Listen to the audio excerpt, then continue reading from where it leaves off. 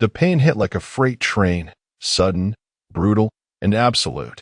1 second, John was standing in his kitchen, reaching for a glass of water, and the next, he was on the floor, his vision swimming as a sharp, tearing sensation ripped through his abdomen. His body refused to move, muscles locked in place as if his own nervous system had betrayed him. The glass slipped from his hand, shattering on the tile floor, but the sound barely registered through the pulsing roar in his ears. Paramedics arrived in what felt like both an instant and an eternity. Flashing red and blue lights painted the walls of his home in sickly, alternating hues. He tried to sit up, tried to argue that it wasn't as bad as it seemed, but the second he moved, the agony sent his world tilting sideways. "Sir, you need to stay still," one of the EMTs said, pressing firm hands to his shoulder to keep him down. "Your vitals are unstable. We're taking you in now." He barely managed a nod before the gurney swallowed him, the ceiling above him blurring as they rushed him out the door. The ER was a whirl of fluorescent lights, beeping monitors, and distant voices speaking in clipped, urgent tones. He heard words, internal bleeding, possible rupture, immediate surgery, but they swam around him, detached and surreal. The only thing that mattered in that moment was his kids. His phone felt like a lead weight in his trembling hands, but he forced his fingers to dial. The call connected, and for a brief, ridiculous moment, he let himself believe she'd answer with concern. That she'd hear the raw desperation in his voice and drop everything. That she'd care. Instead, her voice came sharp, clipped, and irritated. "What is it now, John?" His pulse throbbed in his skull. The pain was unbearable, but not as unbearable as her tone. Like he was an inconvenience. "I'm in the hospital," he said, his voice hoarse.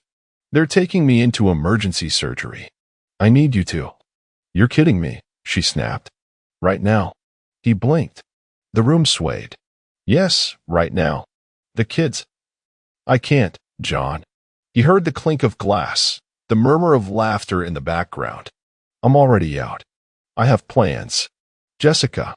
His voice was weaker now. "Please. Just for tonight." "You always do this," she said, exasperated. "You act like everything is so urgent. I have a dinner reservation. I can't just."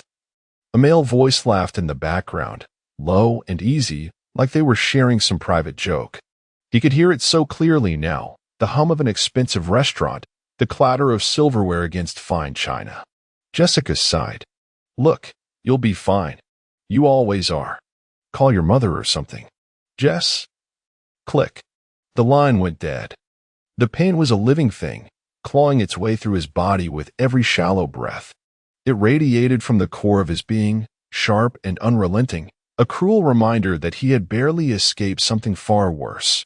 The sterile white ceiling above him blurred as the morphine dripped into his veins, dulling the edges but never fully extinguishing the agony. John had woken up alone. No wife holding his hand. No familiar voice whispering reassurances. Just a nurse checking his vitals, adjusting his four, and telling him that the surgery had been a success. Success. What a strange word for what he felt now. His mind, however, was clear. Crystal clear. The anesthesia had worn off hours ago, but his clarity had nothing to do with medication. It had everything to do with her. Jessica hadn't called. She hadn't even sent a text. That silence told him everything he needed to know. His fingers trembled as he reached for his laptop, the weight of it grounding him. He ignored the stiffness in his limbs, the protest of his body. Pain was temporary. This was necessary. First, the power of attorney document. His assistant, Mark, had always been efficient, always reliable. John had trusted him with client settlements worth millions. Now, he was trusting him with something far more valuable, his future. His fingers flew over the keys, drafting the authorization. The moment Mark received it, he began the process of separating their finances, securing John's assets before Jessica even had a chance to realize what was happening. Second, the nanny. John had wanted one for years. Someone to provide structure, stability. Someone to be there for his kids in the way their own mother refused to be. But Jessica had shut the idea down every time. "They don't need a stranger raising them," she'd said. "I am their mother. A mother who couldn't be bothered to cancel a dinner date while he was on an operating table. His hands were steadier now as he composed the email. He already had a candidate in mind, someone he'd met through a mutual client, highly recommended, experienced, compassionate. The subject line was simple: immediate hire, full-time position. No hesitation. No second-guessing. Jessica had lost her right to have a say in anything. John had always been meticulous when it came to finances. As a lawyer, he understood the importance of control, of foresight, of making the right move before the other party even knew there was a game being played. Jessica had never been that way. She spent like money was infinite, like the world would always bend to her desires. Luxurious spa retreats, designer handbags that collected dust after a single outing, overpriced wine that she couldn't even name beyond the expensive one. She treated their joint account like an endless well, one she never had to worry about refilling. That ended today. His assistant, Mark, answered on the first ring. "Boss, how are you feeling?" "Like I just got gutted and sewn back together," John muttered. "Listen, I need you to act fast. I'm sending over a signed authorization. I want you to pull everything from the joint account. Leave just enough so she doesn't get suspicious right away. Transfer the rest into the trust." A pause. Then, "You're really doing this?" "She made her choice," John said simply. "I'm making mine." Mark didn't waste time. Within the hour, the bulk of their shared finances were locked away, inaccessible to anyone but John. Jessica could scream, cry, or threaten all she wanted. It wouldn't change the fact that the pipeline had been shut off. By morning, she would wake up and go about her usual routine. She would waltz into her favorite cafe, order that absurdly overpriced oat milk latte, and swipe her card without a second thought. And that's when it would hit her. Declined. She'd try again. Declined. She'd check her banking app, expecting to see a comfortable cushion of 6 figures. Instead, she'd see scraps. Just enough to buy groceries for the week, but not enough for the life she'd grown addicted to. At first, she'd think it was a glitch. By afternoon, she'd realize it wasn't. The hospital discharge process was painfully slow. Nurses moved in and out of the room, checking his vitals, going over post-op care instructions, handing him prescriptions for painkillers he knew he'd barely touch. The doctor gave a final, cursory nod, warning him to avoid strenuous activity, to take it easy. John barely heard him. His mind was already elsewhere. By the time he stepped outside, the late morning sun was blinding, the cool air biting against his skin. A black SUV idled by the curb, and as soon as the back door swung open, 2 small figures scrambled out. "Dad." His daughter got to him first, her arms wrapping around his waist with the force of a wrecking ball. John gritted his teeth at the pain but didn't let it show. He just held her tight, breathing in the familiar scent of strawberry shampoo. His son was right behind her, a little more cautious but just as relieved, his small fingers curling around John's wrist as if he needed proof that his father was really standing there. "You scared us," his daughter mumbled into his shirt. "Yeah," his son added. "Mom wouldn't tell us anything." John stiffened. "She didn't." They both shook their heads. "Grandma kept calling her, but she never answered," his son continued. "She just sent a text saying she was busy and that we should stop bothering her." John forced himself to keep his expression neutral. He wasn't surprised, not really. He just hated the confirmation of it. Busy? His wife? No. Jessica hadn't just refused to come to the hospital. She hadn't even made sure their children knew what was happening. She had abandoned them just as easily as she had abandoned him. But they didn't need to see his anger. Not now. "Well, I'm okay," John said, kneeling slowly so he could meet their eyes. "And I'm not going anywhere." His daughter gave him another squeeze before pulling back, her face twisting with concern. "Are you going to get better?" "Of course," he promised. "I just need to rest. And then I'm going to make sure your mother never has control over you again." The ride home was quiet. His kids were happy just to be near him, but John could tell they were holding back questions. He didn't have the answers they deserved, at least, not yet. When they pulled into the driveway, the house felt emptier than usual. Jessica wasn't there. He wasn't sure if that was a relief or an insult. His phone buzzed the moment he stepped inside. A notification from his email. John swiped to open it, and as soon as he read the subject line, a slow, cold satisfaction settled into his chest. Corporate account closure notice. Jessica's name was right there in the body of the email, a formality in what was otherwise a simple, devastating message. Your corporate card has been deactivated. Your associated account has been moved to a separate contract. For further inquiries, please contact your account administrator. John could almost see it. Jessica, standing in the middle of some boutique, arms full of designer clothes, swiping her card with that careless ease, only to be met with a red declined message flashing on the register. The slow, dawning horror as she tried again. And again. And then, finally, the frantic check of her banking app. By now she knew. By now, she was panicking. Good. John had always known that revenge, when done correctly, wasn't about anger, it was about patience. It was about setting up the pieces, lining everything up so perfectly that by the time the other person realized they were trapped, it was already too late. Jessica had no idea just how deep the hole she was about to fall into was. For the next few days, he moved quietly, carefully, ensuring that every loose end was tied before he made his next move. His body ached from the surgery, but his mind had never been sharper. He combed through financial statements, legal contracts, anything that could be used to make sure she walked away with nothing but regret. The evidence was easy to collect. Bank statements, showing the suspicious transfers to charities that, upon further inspection, had no registered nonprofit status and just so happened to be in locations where Jessica had taken solo getaways. Restaurant receipts, where she had spent hundreds of dollars at places he'd never been invited to, always signing off with a signature that wasn't quite hers but had clearly been done in a hurry. Hotel bookings made under her name, but with extra charges that indicated 2 guests. Then there were the texts. John didn't have to go digging too deep. Jessica had never been particularly careful. A quick scan of the iCloud backup she had carelessly left logged in on their shared tablet gave him everything he needed.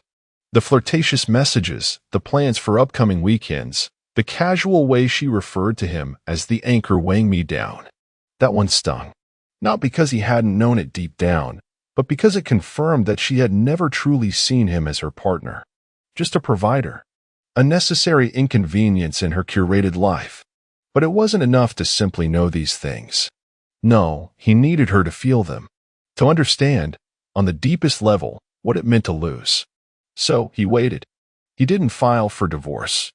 Not yet. Instead, he reached out to the legal team handling her corporate contract. Jessica had always boasted about her position at Google, about the stocks and benefits she would have access to once she vested. She had never read the fine print. John had. Because they were legally married, she couldn't access her shares without his co-signature. Until the divorce was finalized, she was locked out of them. That was millions in potential assets she had counted on, assets she could no longer touch. And she didn't even know it yet. He could already imagine the moment it would hit her. She would try to transfer her shares, expecting an easy cash out. She'd get a polite but firm rejection. She'd call HR, demanding an explanation, only to be met with legal jargon that boiled down to one brutal reality. She had no control anymore. For the first time in years, John felt something close to peace. Not because he had one. Not yet. But because Jessica was about to learn what it felt like to be powerless. A week passed. Jessica had been quiet. Too quiet. No calls, no emails, not even a passive-aggressive text demanding to know why he hadn't checked in with her after his surgery. John wasn't surprised. She was arrogant. She believed that whatever was happening was just a temporary inconvenience, a minor glitch in the system that would resolve itself. Until it didn't. At exactly 2:17 p.m., his phone buzzed. Jessica, why can't I transfer money? What the hell is going on?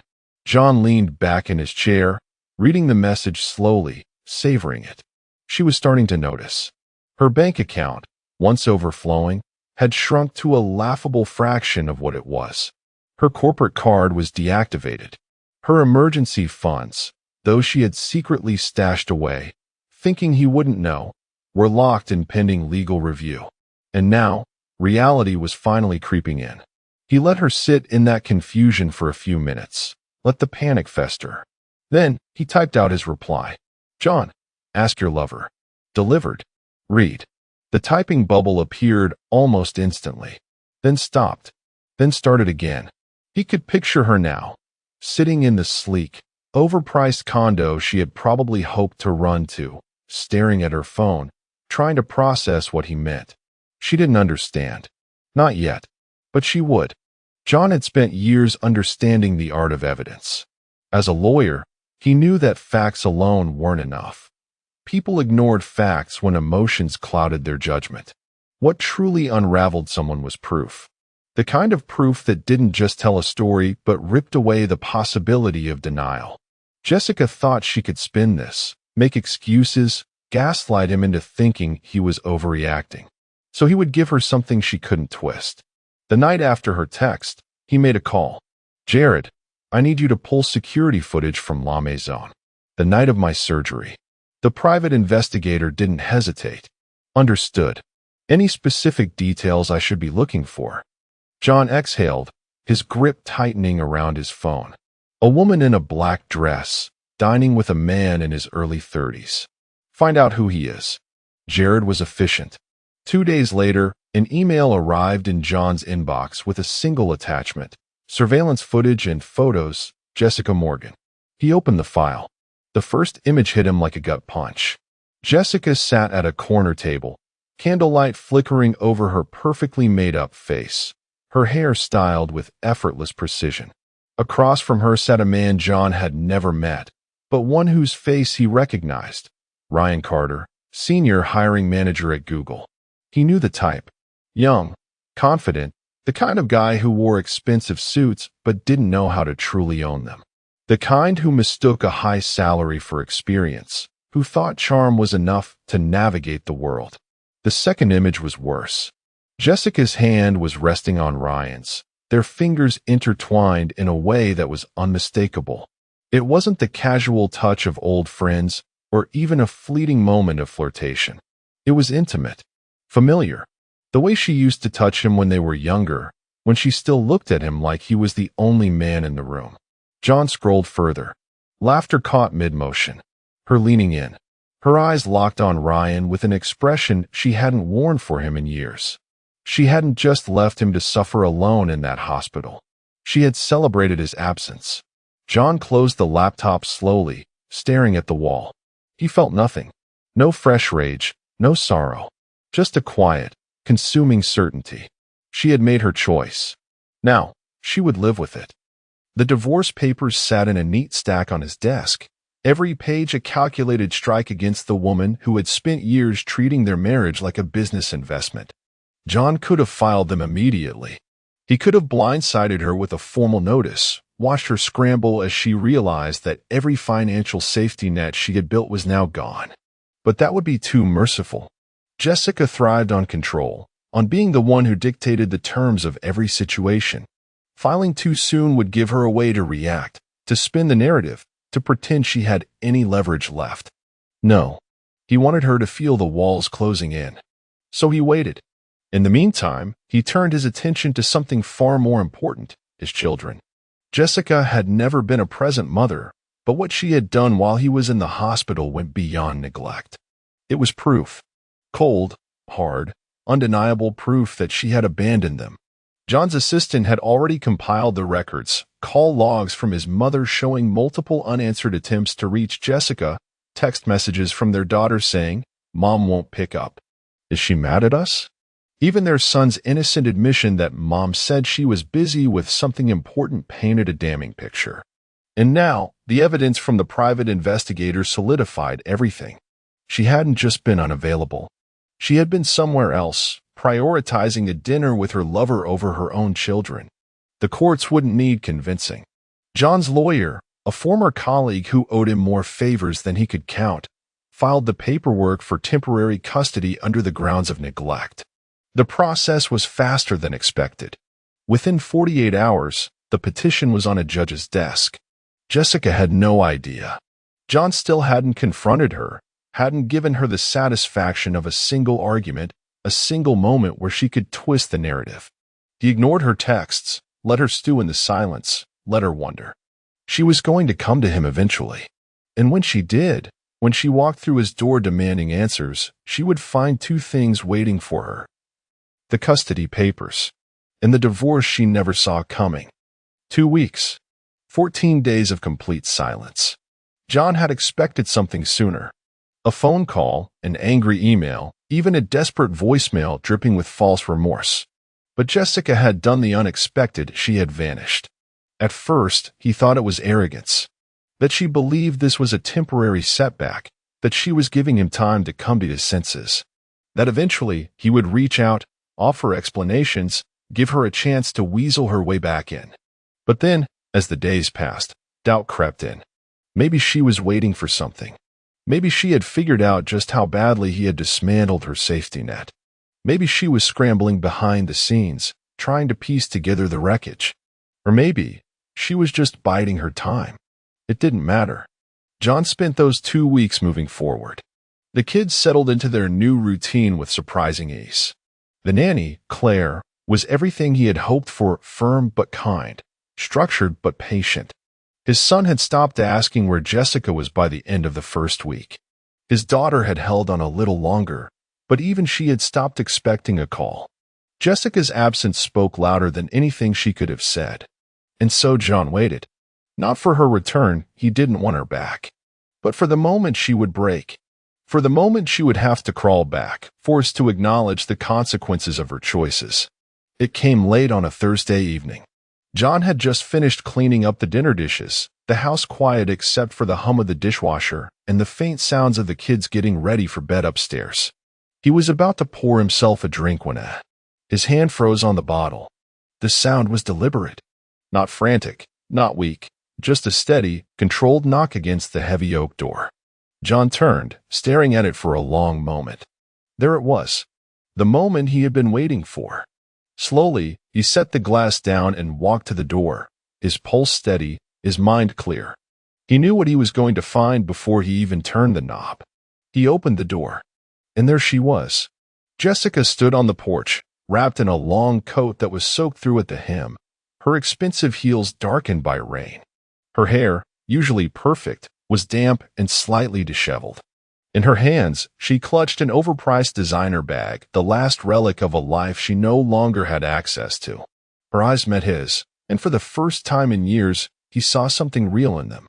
Not defiance, not arrogance, something closer to fear.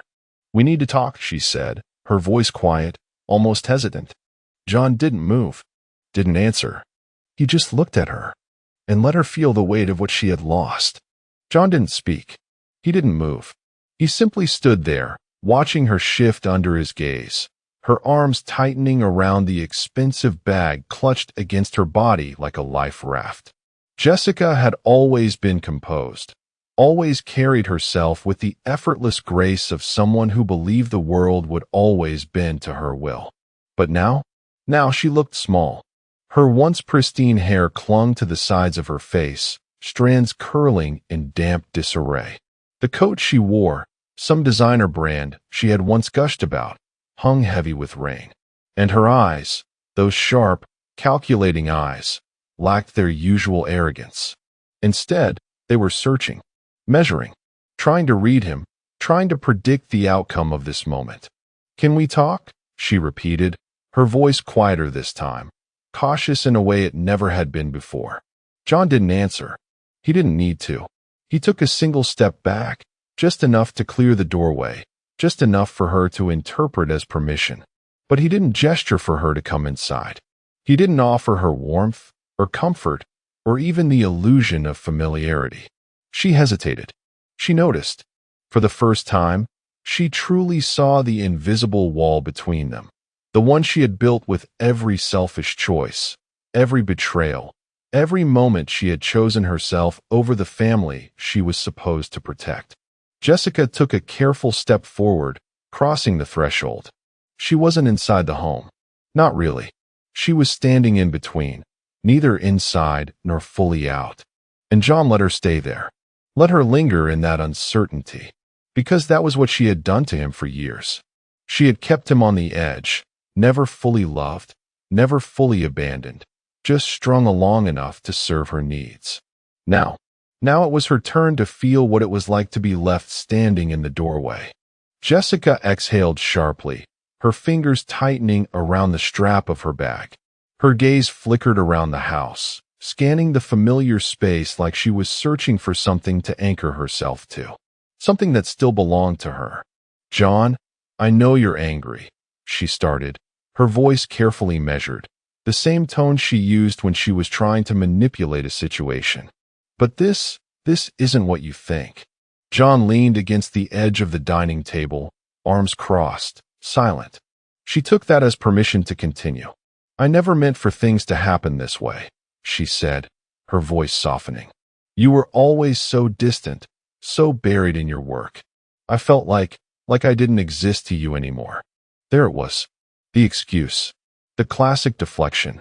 She was painting herself as the victim, as the neglected wife who had been forced into infidelity, as if he had pushed her into another man's arms, as if his surgery, his near-death experience, had been an inconvenience to her.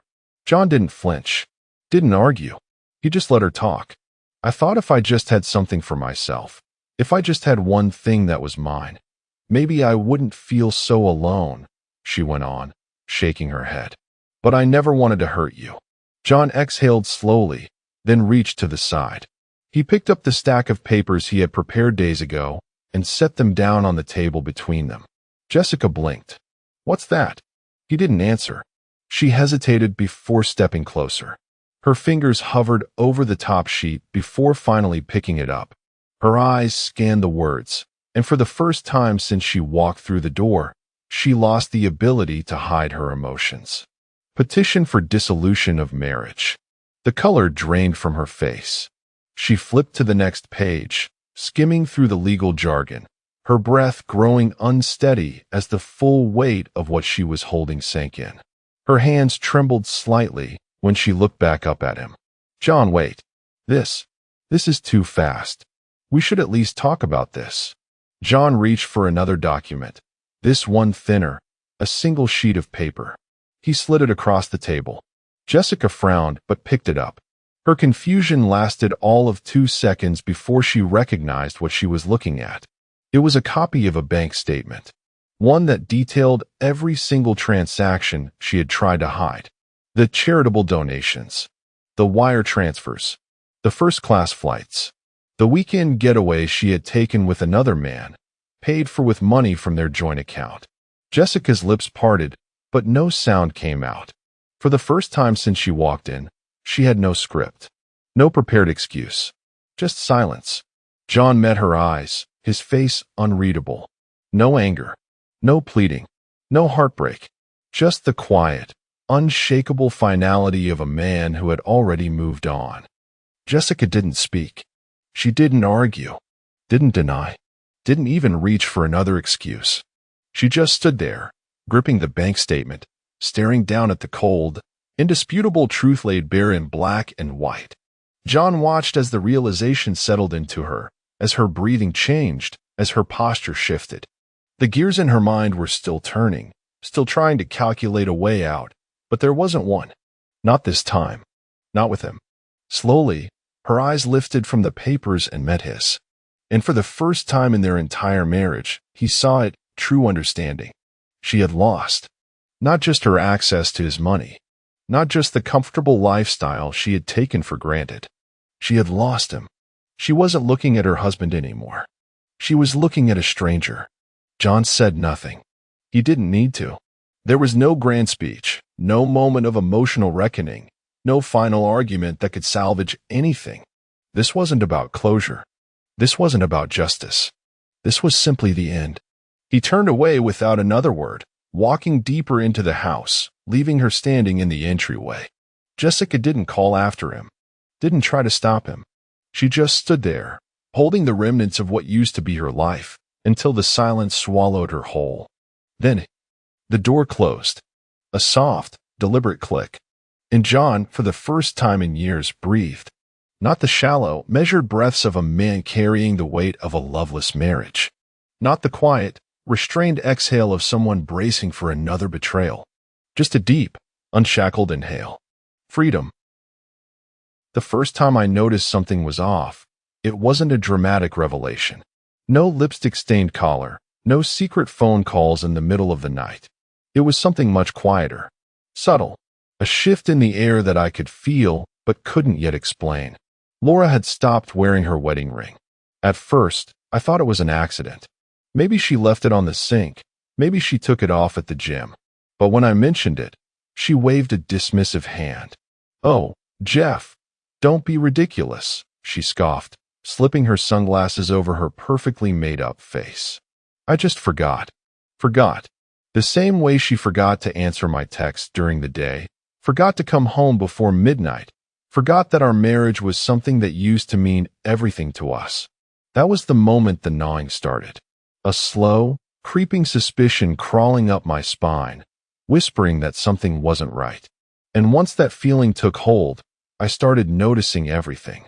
The late-night meetings, the unexplained charges on our credit card, luxury hotel bars, upscale restaurants, places we'd never been to together. The way she smelled when she came home, not of antiseptic and latex gloves from the hospital, but of perfume that wasn't hers. Expensive cologne that wasn't mine. Still, I held back. 20 years of marriage teaches you patience. Teaches you how to rationalize things you don't want to see. But then, I found the planner. It was an old leather-bound thing, something she used to carry everywhere before she switched to digital. A relic of her residency days, tucked away in the bottom drawer of her desk, as if she hadn't touched it in years. Except she had. I flipped through the pages, scanning the scrawled notes, mostly old patient names, grocery lists, and random medical terms. And then, Thursday, 8 p.m., dinner with Ann. It was written in her latest, neatest handwriting. Not an old note. Not something forgotten. My pulse pounded in my ears as I stared at it. N. Who the hell was N? I shut the planner carefully, my mind whirring. This wasn't enough to confirm anything, but it was enough to keep looking. Enough to shift my focus from denial to cold, detached observation. That Thursday, I left work early. I arrived at the restaurant, a high-end place downtown where politicians and corporate sharks made backroom deals over overpriced steaks. I chose a seat at the bar, far enough to avoid being seen, close enough to observe. And then I saw her. Laura strolled in, effortlessly elegant in a dress I'd never seen before, her hair cascading over one shoulder like she had stepped out of a fashion shoot. She didn't look around nervously. No guilt, no hesitation. And then he walked in. A tall, broad-shouldered man, sharp suit, confidence dripping off him. He leaned in, kissed her cheek, and they laughed as they took their seats. He was comfortable with her. Not an awkward colleague. Not a friend. I clenched my glass, jaw tightening as I forced myself to watch. The way she touched his wrist when she spoke, the way she leaned in, the way his hand drifted a little too close to her thigh. My stomach churned, but my face remained neutral. This wasn't the moment for confrontation. Not yet. After an hour, they got up to leave. He paid. She touched his arm again. They walked out together, disappearing into the night like a perfect couple. I let out a slow breath and turned my attention to their table. And that's when I saw it. A single gold cufflink, gleaming under the dim light, forgotten on the white tablecloth. I reached for it, turning it over in my fingers. Engraved on the surface, NP. My fingers curled around the metal, my pulse steady now. I slipped it into my pocket and left the restaurant. Laura thought she was playing a game. She had no idea I had just decided to play back. I sat in my study, fingers tapping rhythmically against the desk. The cufflink sat in front of me, a tiny, damning piece of evidence. But evidence wasn't enough, not yet. I needed more. Proof that would rip the floor out from under her.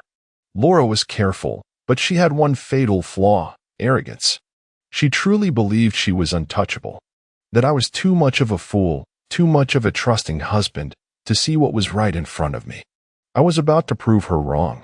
That night, While she was out, no doubt with NP, enjoying another expensive dinner at my expense, I installed a small, high-resolution camera inside my study. Not on the bookshelves, not in the lamp. Too obvious.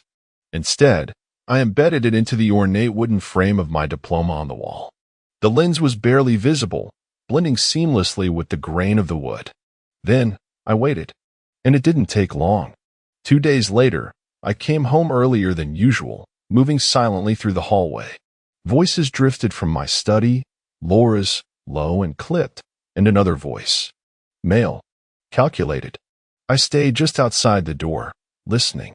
I told you, we need to do this now, Laura hissed. A pause, then a deep, measured voice, her lawyer, Marcus White. Sleek, expensive, the kind of man who could smile while stabbing you in the back. Relax, he murmured. Once the documents are signed, you won't own a thing. The house, the accounts, everything will be under your name. My stomach coiled, rage burning low in my gut. There was a rustle of paper, then the unmistakable scratch of a pen. His signature needs to be identical, Marcus whispered. If he ever bothers to check, we're finished. A dry chuckle from Laura. Jeff? Please. He's a brilliant doctor, but when it comes to this kind of thing, completely blind. Then came the words that sealed it. He never checks offshore accounts. Offshore. Accounts. My fingers curled into fists, my nails pressing into my palm hard enough to leave marks. They weren't just stealing from me. They were laundering my own money behind my back. The anger surged, hot and suffocating. But instead of storming in, instead of throwing the door open and letting the rage consume me, I breathed. Because this wasn't the moment for anger. This was the moment for strategy. I turned and walked away, my mind already working at twice its normal speed. If they wanted to play games, I'd play too. But I wouldn't just win. I'd bury them. That night, I retrieved the footage from the hidden camera. Crystal clear. Laura, forging my signature. Marcus, coaching her. Enough evidence to obliterate her in court. But I wasn't going to court. Not yet. I needed to trap her. The next day, I went to my office and drafted a new set of documents. False financial statements, misleading investment reports, and, most importantly, a fabricated document stating that certain assets were still under my name. I left them in my study, casually placed where I knew Laura wouldn't be able to resist looking. And then, I waited. I didn't have to wait long. That evening, she waltzed into my study while I was asleep, rifling through the papers, her fingers tightening when she saw the figures. She thought she was ahead. She had no idea that she was stepping straight into my trap. The safety deposit box sat in front of me, a sterile, unremarkable thing. I had opened it countless times before, mostly for legal documents and old investments. But this time, as I turned the key, something told me that what I was about to find would change everything. Inside, among the neatly stacked papers and old stock certificates, there was a folder. A thick, slightly worn folder that I didn't remember putting there. I flipped it open, my eyes scanning the documents inside. And then my world stopped. Birth certificate. Legal guardianship papers. My name listed as the adoptive father. Martin Gray, age 28. I felt a strange sensation in my chest, something between shock and nausea. I had a son. My hands tightened around the paper as I read further. The dates, the legal signatures, all of it pointed back to one thing. I had adopted this boy years ago, but I had no memory of it. None at all. And then I saw the next set of papers. Laura's name, not as a mother, as someone who had actively erased his existence from my records. The paper trail was meticulous, court orders, sealed documents, legal loopholes exploited to ensure that Martin Gray was erased from our life. And suddenly, all the pieces started clicking into place. Laura's obsessive control over our finances. The way she kept certain things out of my reach. The way she always changed the subject when the idea of children came up. And then I remembered something she had said just last week. Children only get in the way of life. At the time, I had dismissed it as one of her usual cold, cynical takes on the world. But now, staring at these papers, I realized the truth. She had gotten rid of him. Not physically, she wasn't that reckless, but legally. She had buried his existence so deep that I wouldn't have found him unless I had been forced to look. And why? I dug deeper, flipping through the folder with newfound urgency. And that's when I found the photo. A candid shot. Laura, laughing, dressed in an elegant black dress, standing next to a man with sharp features, piercing eyes, and a knowing smirk. A man I had seen before. A man whose cufflink was currently sitting in my desk drawer. Nikita P., investor. It was scrawled in neat, deliberate handwriting on the bottom of the photo. My fingers curled around the paper, my blood running ice cold. Laura hadn't just erased my son. She had done it to secure her own power, to keep control, to stay untethered, to align herself with the right people. And Nikita P., he wasn't just a fling. He was a partner in something far bigger. I sat back, exhaling slowly, the shock hardening into something else. A decision. Laura had spent years playing her game. She thought she had covered her tracks, manipulated every angle, and secured her future. But she had forgotten one thing. I was still here. And now? I was about to burn it all down. Finding out that Laura had erased my son from my life was supposed to be the breaking point. But it wasn't. It was fuel. I had spent years believing I was a step ahead in my life, in my career, in my marriage. Turns out, I had been walking blind while my own wife carved out her future, brick by stolen brick, using me as the foundation. But now, I wasn't blind anymore. And the next move was mine. The hacker came highly recommended, expensive, but worth every penny. We met in a dingy bar, the kind where no one asks questions and everyone is running from something. He was younger than I expected, barely 30, but his confidence was absolute. "She's got good security," he muttered, tapping away on his laptop. But good isn't perfect. I sipped my whiskey, watching the screen flicker with code I didn't need to understand. "She's hiding something," I said, voice even. "Something big." He didn't look up.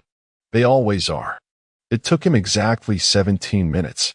Then he leaned back, grinning like a man who had just cracked a safe. "Bingo." I leaned in. "What did you find?" He exhaled a quiet laugh, shaking his head. "You weren't kidding. She's been busy." And then he turned the screen toward me. Encrypted emails. Thousands of them. Buried in a hidden drive linked to Laura's personal cloud. And in those emails, a conversation between Laura and Nikita P. I scrolled through, my pulse slowing to a dangerous rhythm. The messages weren't just about their affair. That was the least of it. They were planning. Tax fraud. Shell companies. Insider trading. And then, my name. Repeated over and over again. Laura. Once I file, he'll be scrambling.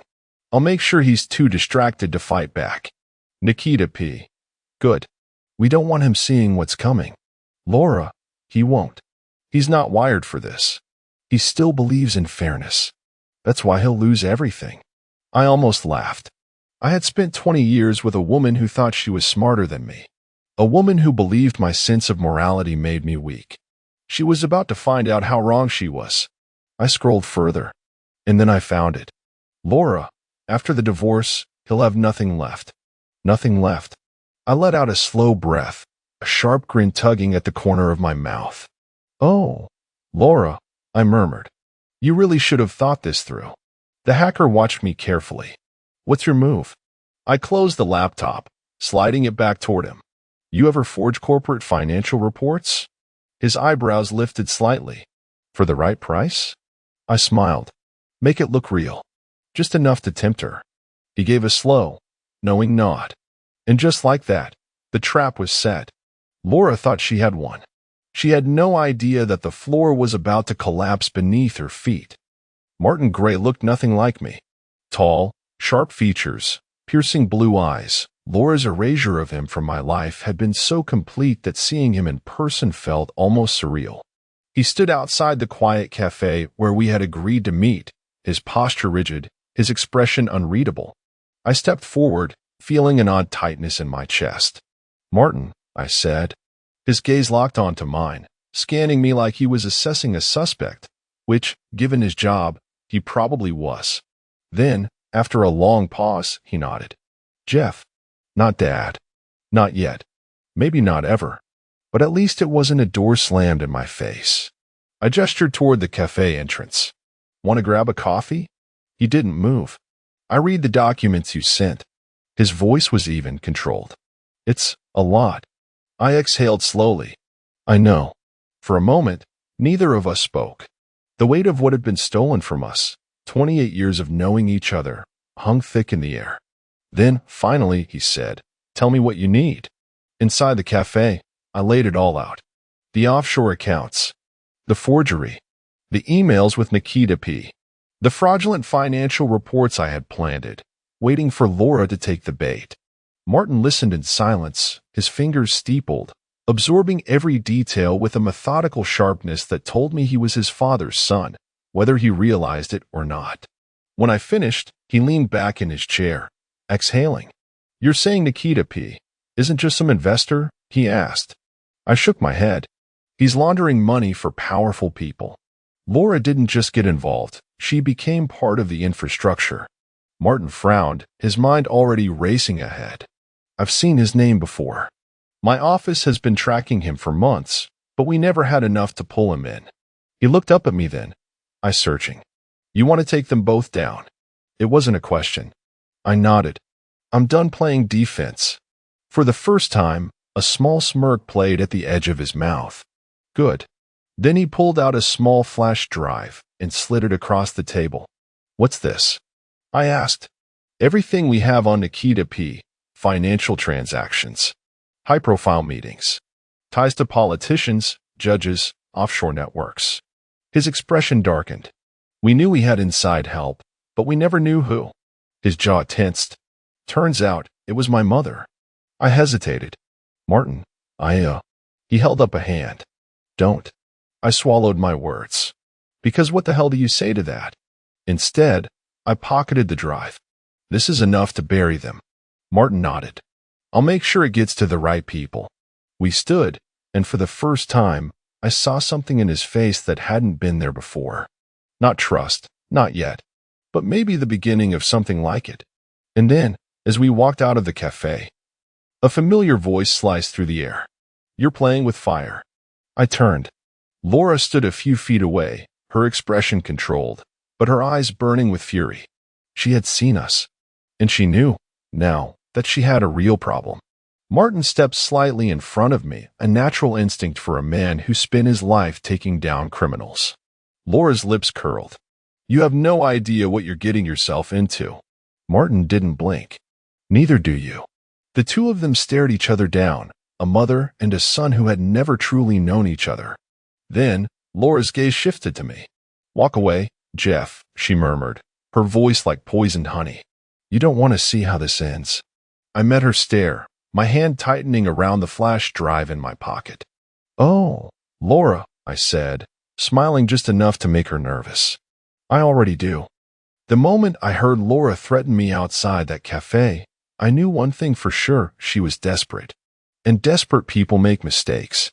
I just needed to make sure I was watching when she did. That's why I arranged for the meeting. It was too easy, really. A simple reservation at the same high-end restaurant where I had first spotted her with Nikita P. A call placed to the right hostess, anonymously, of course, requesting that a Mr. Nikita P.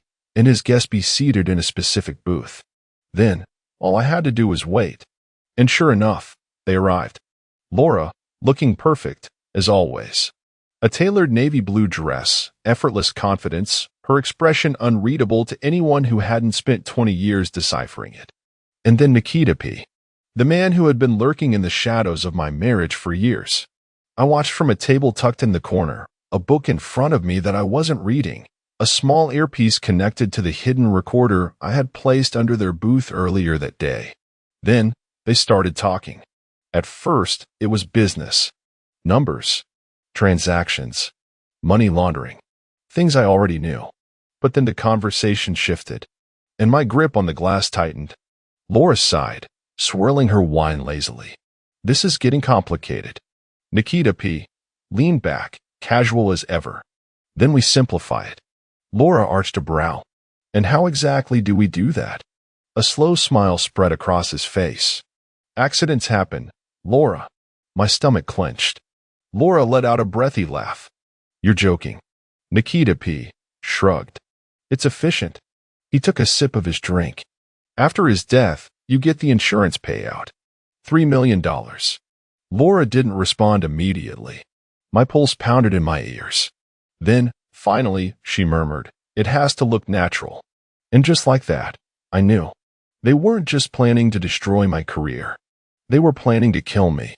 I let out a slow breath, steadying my hands. The horror should have consumed me.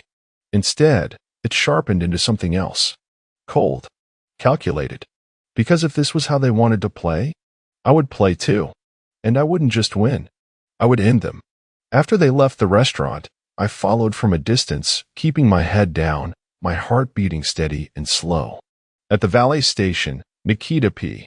handed over his ticket, and his sleek black BMW pulled up to the curb.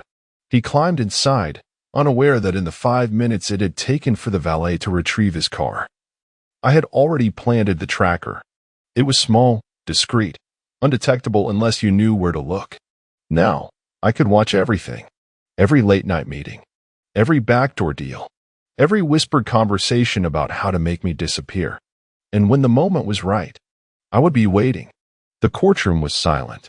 Not the peaceful kind of silence, but the coiled, suffocating kind, like the moment before a bomb goes off. Laura sat across from me, her expression carefully composed, but I could see it, the cracks, the barely concealed tension in her jaw, the way her fingers curled against the table, nails pressing into the wood. She thought she had planned for everything. She hadn't planned for this. I stood, clearing my throat. Your Honor, I'd like to present evidence. The judge nodded. Proceed. I reached into my briefcase, pulling out a small, seemingly insignificant flash drive. The very same one I had used to record Laura and Nikita P.'s conversation at the restaurant. I plugged it into the court system, and then I pressed play. The audio crackled to life over the speakers. Laura's voice, smooth, unbothered. It has to look natural. Nikita P., amused. After his death, you get the insurance payout. $3 million. A murmur rippled through the courtroom. I didn't turn to look at Laura. I didn't need to. I could feel her panic. This is a lie, she shrieked, shooting to her feet. The judge's gavel slammed down. Mrs. Carter, sit down. She did, her breathing shallow, her hands trembling slightly now. She turned to her lawyer, whispering furiously. I waited, expression calm. Then, right on cue, her attorney stood, a smug, practiced smirk on his face. Your Honor, this so-called evidence is circumstantial at best. There's no proof that my client was actually planning any crime. Furthermore, Mr. Carter, he paused, then turned slightly toward me, his voice dripping with condescension, seems to have a habit of fabricating narratives. I didn't flinch. I had anticipated this. He continued, stepping closer to the jury. Let's not forget, this man has gone to extreme lengths, even dragging a supposed son into this mess. A son who, I might add, has no legal connection to him.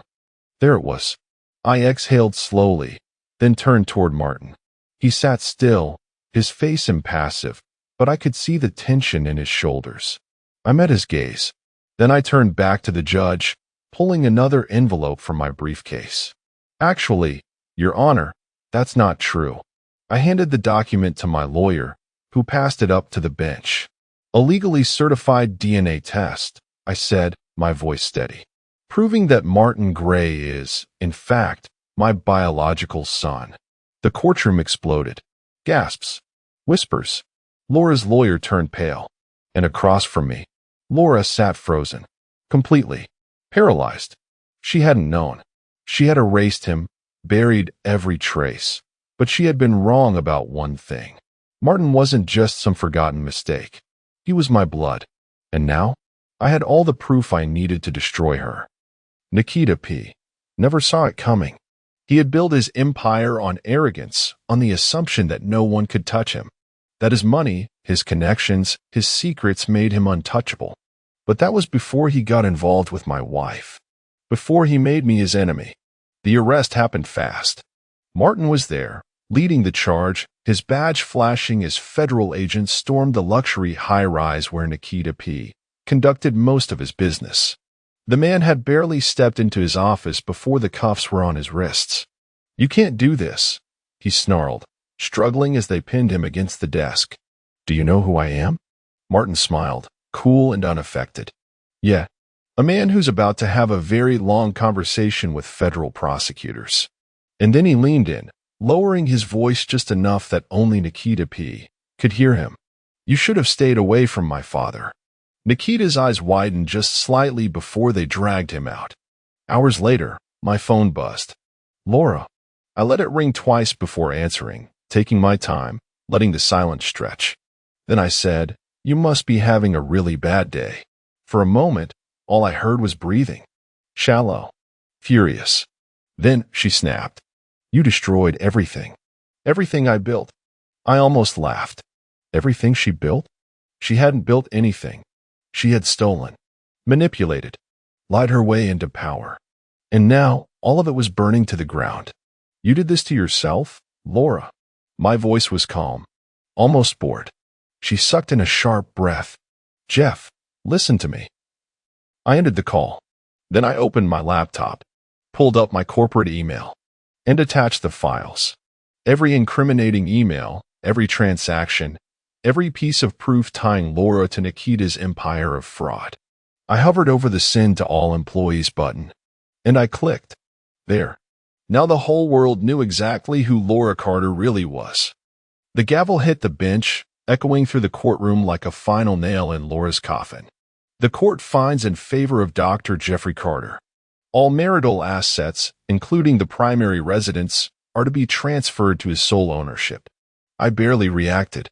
No smile, no relief, just a slow breath as the judge continued listing off everything Laura had just lost. She, on the other hand, wasn't so composed. Laura sat there, frozen, fingers gripping the table so tightly her knuckles had gone white. Her lawyer whispered something in her ear, but she wasn't listening. For the first time in her life, she had nothing left to bargain with. Or so I thought. As soon as the judge adjourned, she stood and turned toward me, eyes burning. "This isn't over." I arched a brow. "Oh." She pulled out her phone, tapped the screen a few times, then held it up. And there it was. A photo. Me, sitting at a dimly lit restaurant, leaning just a little too close to a woman with dark hair and a knowing smile. Laura smirked. "Recognize her?" I glanced at the screen, then met her gaze. Of course. Her smirk widened. "Then you know what happens if this gets out. Your reputation, your career." I chuckled. Actually chuckled. That threw her off. Just slightly. I took a step closer, lowering my voice. "Laura, did you ever bother to find out who she was?" She blinked. I leaned in just a little. "That woman? She's not my mistress." I smiled. "She's an undercover FBI agent, infiltrating Nikita's operation." The color drained from Laura's face. You're lying." I took out my phone, scrolled through my messages, and pulled up a text from Agent Rebecca Hale. "Nice work, Dr. Carter. Nikita's rolling over faster than we expected. Laura's next." I turned the screen toward her. She stared at it, her breath coming in sharp, ragged gasps. "You." Her voice cracked. "You set me up." "No, Laura," I said, tucking my phone away. "You set yourself up. I just let you walk into it." Her eyes filled with tears. Her whole body trembled. And then, finally, she broke. She clutched at my arm, her nails digging in, her face contorted in something that almost looked like desperation. "Jeff, please," she whispered. I didn't mean for it to go this far. I was scared. I stared down at her. The woman I had once loved. The woman who had spent years betraying me. And for the first time, I felt nothing. I pried her fingers off my arm and stepped back. And then, her phone buzzed. A new notification. I didn't have to see it to know what it was. Because while Laura had been so focused on trying to ruin me, the FBI had been searching her phone. And what they found? An audio file. Her own voice, recorded during a careless phone call. Of course, I manipulated the books. How else was I supposed to keep things running? I met her eyes one last time. She already knew. This was it. This was checkmate. The house sold faster than I expected. 20 years of memories stripped down to real estate listings and closing paperwork. It didn't bother me. Not anymore. The place had been ours once. A symbol of a life I thought was real.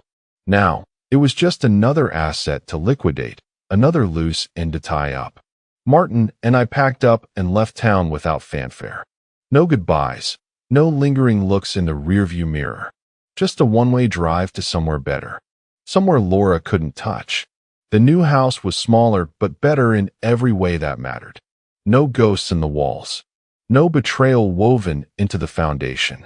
Martin and I settled into a quiet routine.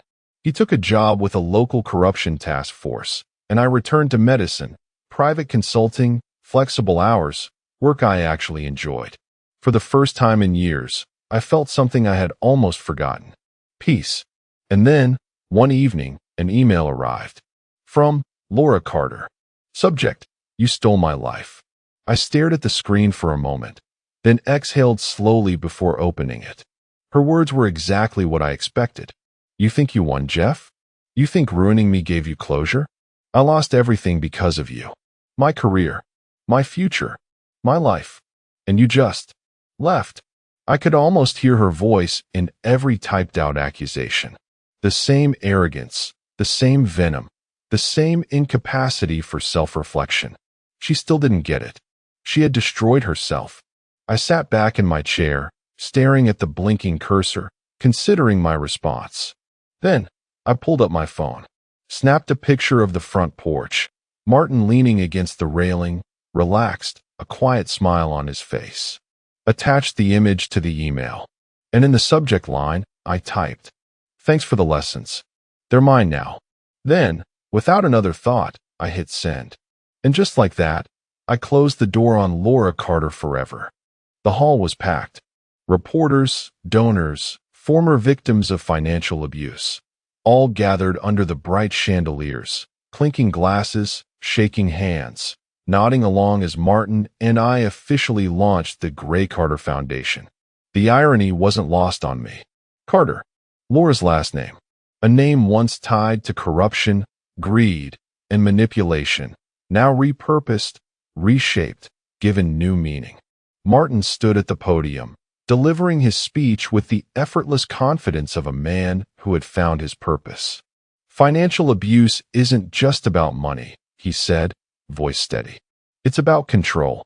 It's about stripping people of their choices, their independence, their futures. And we're here to make sure that never happens again. The room erupted in applause. I clapped along, but someone, caught my eye near the back of the hall. A familiar silhouette. Laura. She was different. Thinner. Smaller. Her once flawless posture slightly hunched. Her usual mask of confidence nowhere to be seen. She wasn't here to make a scene. She wasn't here to fight. She was just watching. Our eyes met across the room. For a second, I saw something flicker in her expression. Regret? Bitterness? Loss? I didn't know, and I didn't care. I gave her a small nod. No malice. No victory. Just acknowledgement. Her lips parted slightly, like she wanted to say something. But she didn't. Instead, she turned and walked away. I watched until she disappeared into the crowd. And then I felt it. A weight, lifting. Not forgiveness. Not entirely. But acceptance. Dad. Martin's voice pulled me back. He stood beside me now, watching Laura's retreating figure. His brow furrowed, thoughtful. You really let her go that easy? He asked. After everything? I reached into my coat pocket, fingers grazing a folded piece of paper. I pulled it out, smoothing the creases. An old copy of our prenup. Laura's signature, right there at the bottom. But it wasn't the contract that mattered. It was what was scribbled on the back, a faded crayon drawing. A little boy's handwriting. Thank you, Dad. I traced the lines with my thumb, feeling something tighten in my chest. Then I looked at Martin, and I smiled. She gave me something better than revenge, I said. She gave me you. Martin's expression shifted. His eyes flickered with something I hadn't seen before. A quiet understanding. He nodded once. and we walked forward together, leaving Laura and the past exactly where they belonged. I stood in the kitchen, staring at the bank statement on my phone, my fingers tightening around the ceramic mug in my other hand. $2,560. That was the charge from a high-end hotel in Chicago, a hotel Catherine never mentioned staying at. My stomach twisted, but my face remained impassive. A fisherman knows not to pull the line too soon. You let the fish think it's safe, let it take the bait. Catherine had come back from her business trip 3 days ago, and she was in the shower now, steam creeping under the bathroom door. The scent of her expensive shampoo mixed with something else. Faint, but there, a trace of a cologne I didn't wear. I set my mug down. The last time I smelled the cologne was 6 months ago, when we attended her firm's holiday gala. Catherine had introduced me to a colleague, Aaron, tall, sharp-featured, the kind of man who shook your hand like he was measuring your grip. He smelled like arrogance and leather. She had laughed too hard at his jokes, placed her hand on his arm when she spoke, and when she thought I wasn't watching, she gave him a look, quick, subtle. But I saw it. I never brought it up. I don't lose my temper. I don't shout. I don't accuse. I watch. I took a slow sip of my coffee, then swiped through her credit card charges. The next one stopped me cold. A DNA testing lab, ordered a week before her trip. A slow, cold pressure filled my chest. I turned my head slightly as the shower turned off. A moment later, the bathroom door opened, and Catherine stepped out in a towel, her dark hair dripping. She caught me looking at her, and for a second, just a fraction of a second, something flickered across her face. Then, she smiled. That same effortless, controlled smile I had fallen in love with years ago. "You're up early," she said, toweling off her arms. "So are you." She gave a small shrug. "Deadlines." I nodded, setting my phone down deliberately on the counter. She didn't look at it. Instead, she walked past me to the coffee pot, her movements smooth, practiced. She never hesitated, never stumbled. That was the thing about Catherine. She made deception look like an art. I let a silence settle between us as she poured her coffee. I could feel the tension in the air, like the moment before a storm breaks. I didn't break it. She did. "What?" she said lightly, not turning around. "Nothing." She stirred her coffee, slow and methodical. "You're staring." I leaned back against the counter, arms folded. "Am I?" Now she turned, mug in hand, one brow arched. "Yes, and you've been quiet lately." She was studying me, calculating. I let my face stay neutral. "Just thinking." She took a sip of coffee, still watching me over the rim. For a long moment, neither of us spoke. Then, she set her mug down. "I have an early meeting. I should get dressed." She walked past me, her bare shoulder brushing against my arm. I turned my head slightly, just enough to catch her scent.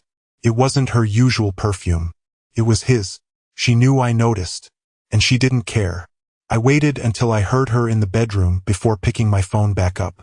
I stared at the charge from the DNA lab, my pulse slow and steady. There was only one reason Catherine would order a test like that. She was checking if our son was mine. I stood there, gripping my phone, my mind calculating faster than I ever thought possible. Catherine didn't just cheat. She didn't just lie. She doubted. No, she knew. There was a chance our son wasn't mine. I forced myself to inhale slowly through my nose, exhaling just as evenly. Losing control was exactly what she'd want. A knee-jerk reaction. A confrontation where she could spin the narrative. That's what manipulators do. They don't lie outright. They reshape reality so that you start questioning your own sanity. I wasn't giving her that power.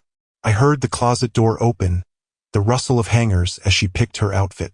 My hands moved on their own, snapping a picture of the DNA test transaction before slipping the phone into my pocket. This wasn't something I was going to ask her about. This was something I was going to confirm. I grabbed my keys and left the house without a word. I drove straight to the DNA lab, an unassuming office in a strip mall sandwiched between a tax preparation service and a vape shop. Inside, a bored-looking receptionist barely glanced up. "Do you have an appointment?" "No," I said, "but my wife recently ordered a paternity test for our son. I need to verify the results." She frowned.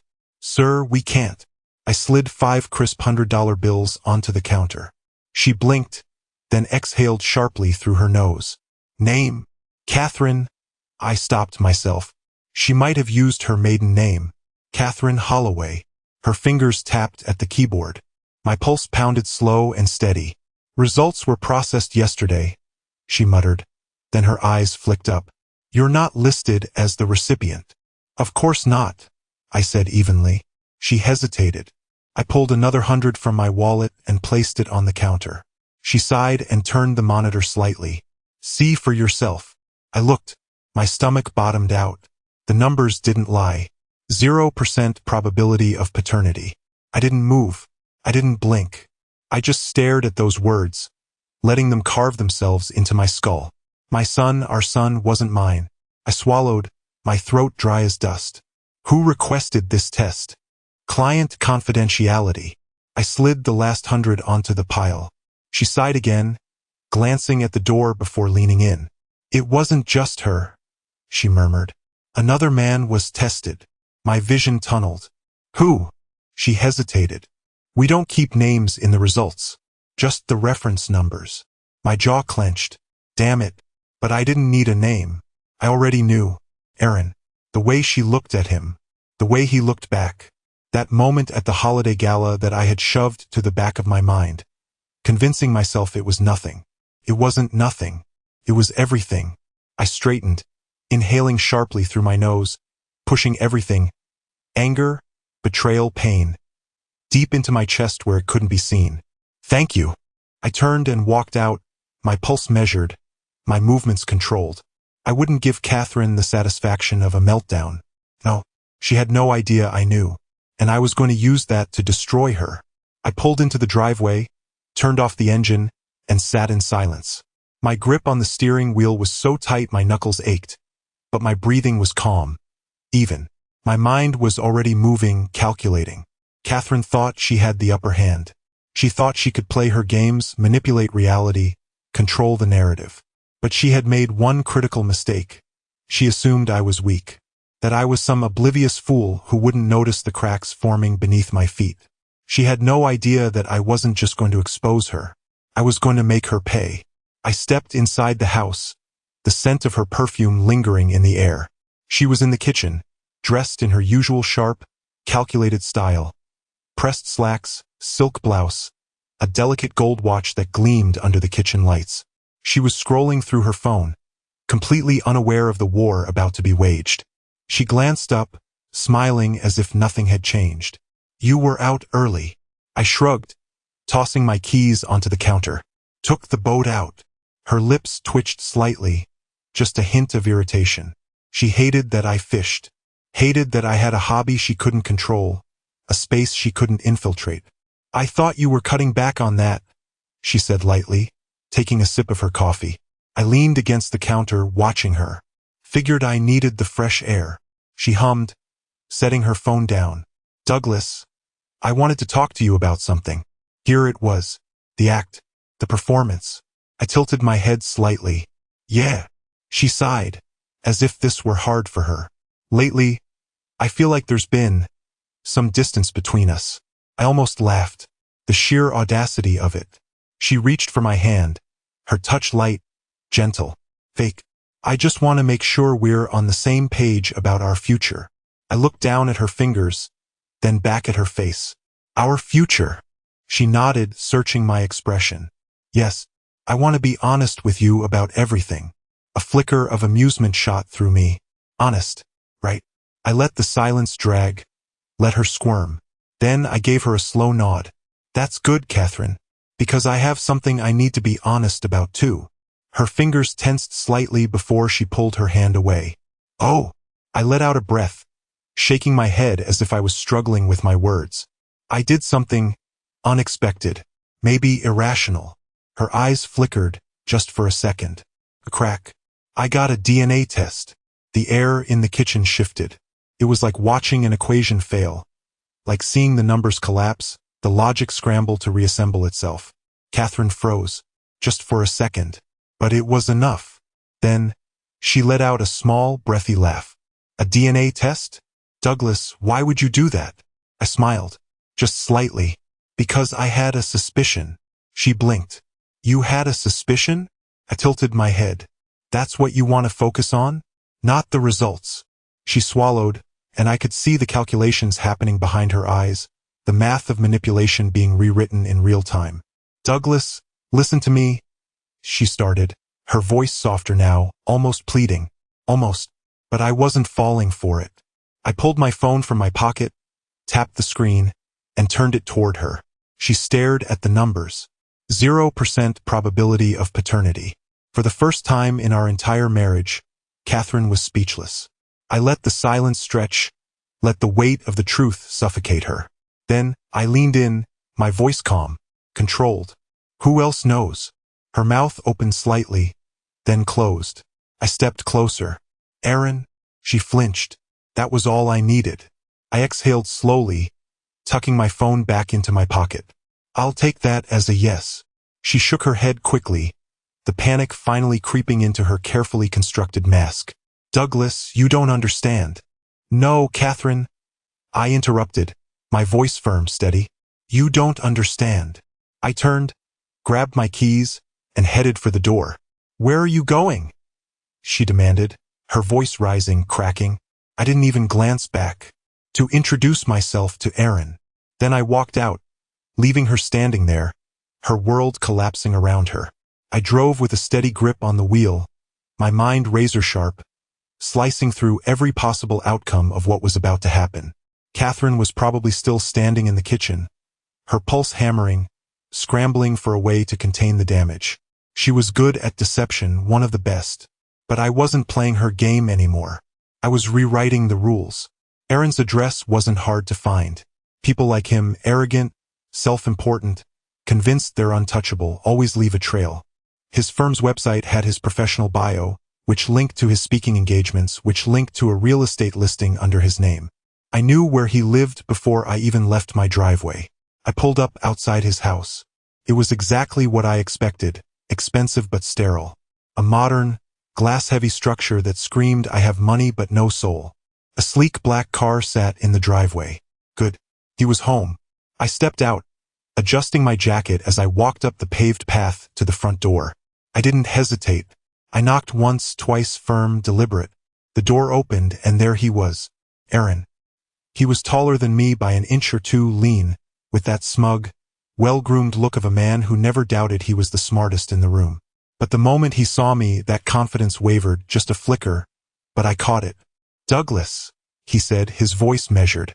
This is unexpected. I smiled. A slow, calculated smile. I bet it is. He hesitated. Is there something I can do for you? I tilted my head slightly, watching him. Watching the way his fingers twitched slightly at his sides, the way his eyes darted, calculating, assessing the risk. He knew why I was here. I let the silence stretch. Then, I reached into my pocket, pulled out my phone, and tapped the screen. I turned it toward him. His eyes landed on the DNA results. I saw it, the exact moment his pupils dilated, his body stiffened just slightly. You recognize this, don't you? I said quietly. Aaron didn't answer immediately. He was too busy deciding his next move. Men like him don't react, they strategize. But I wasn't giving him time. Catherine ran this test behind my back. I continued, voice steady. Wanted to confirm what she already knew. That my son, her son, isn't mine. Aaron's jaw flexed, but he said nothing. I stepped forward, just slightly. What I want to know is, did you already know? A flicker of something passed through his eyes. Annoyance. Frustration. Like this was an inconvenience for him. You need to talk to Catherine, he finally said, his voice smooth, controlled. This isn't something I... Wrong answer. He blinked.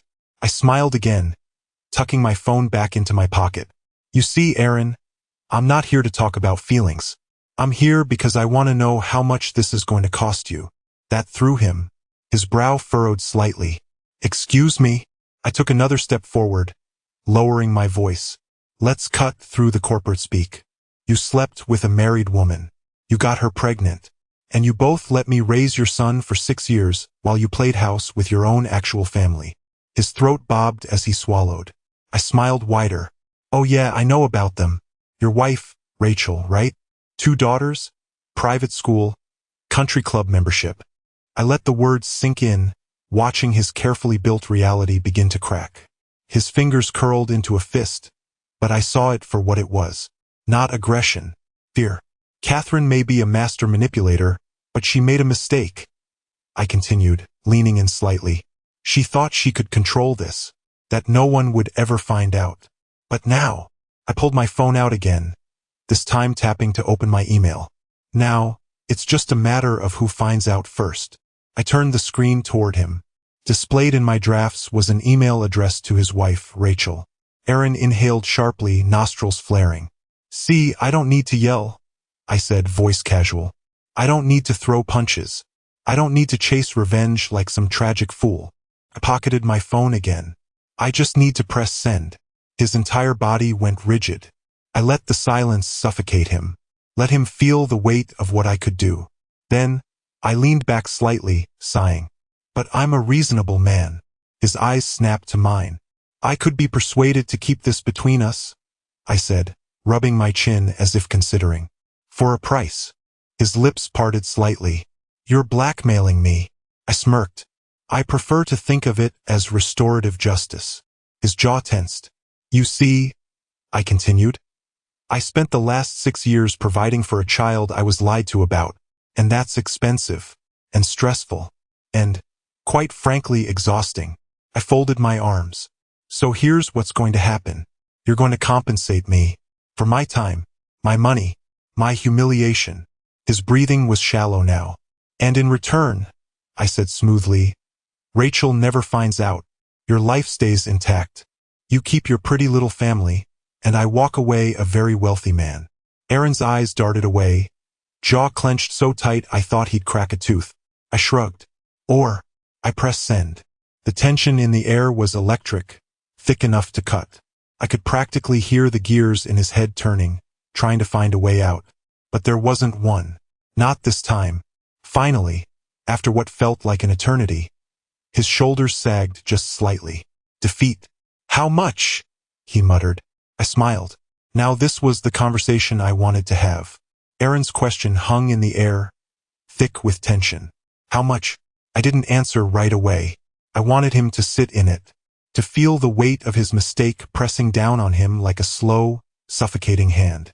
He shifted on his feet, his jaw clenched so tightly I thought he might snap a molar. His hands were curled into fists, not in anger, but in restraint. He wanted control, wanted leverage, but for once in his life he had none, and I was going to make sure he knew it. I let out a quiet chuckle, shaking my head. See, Aaron, that's the wrong question. His brows furrowed. I took a slow step closer, keeping my voice calm, almost amused.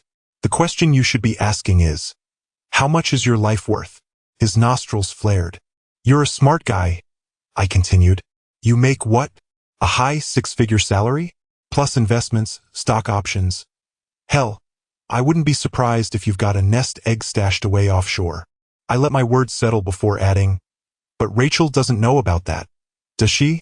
His entire body stiffened. Bingo.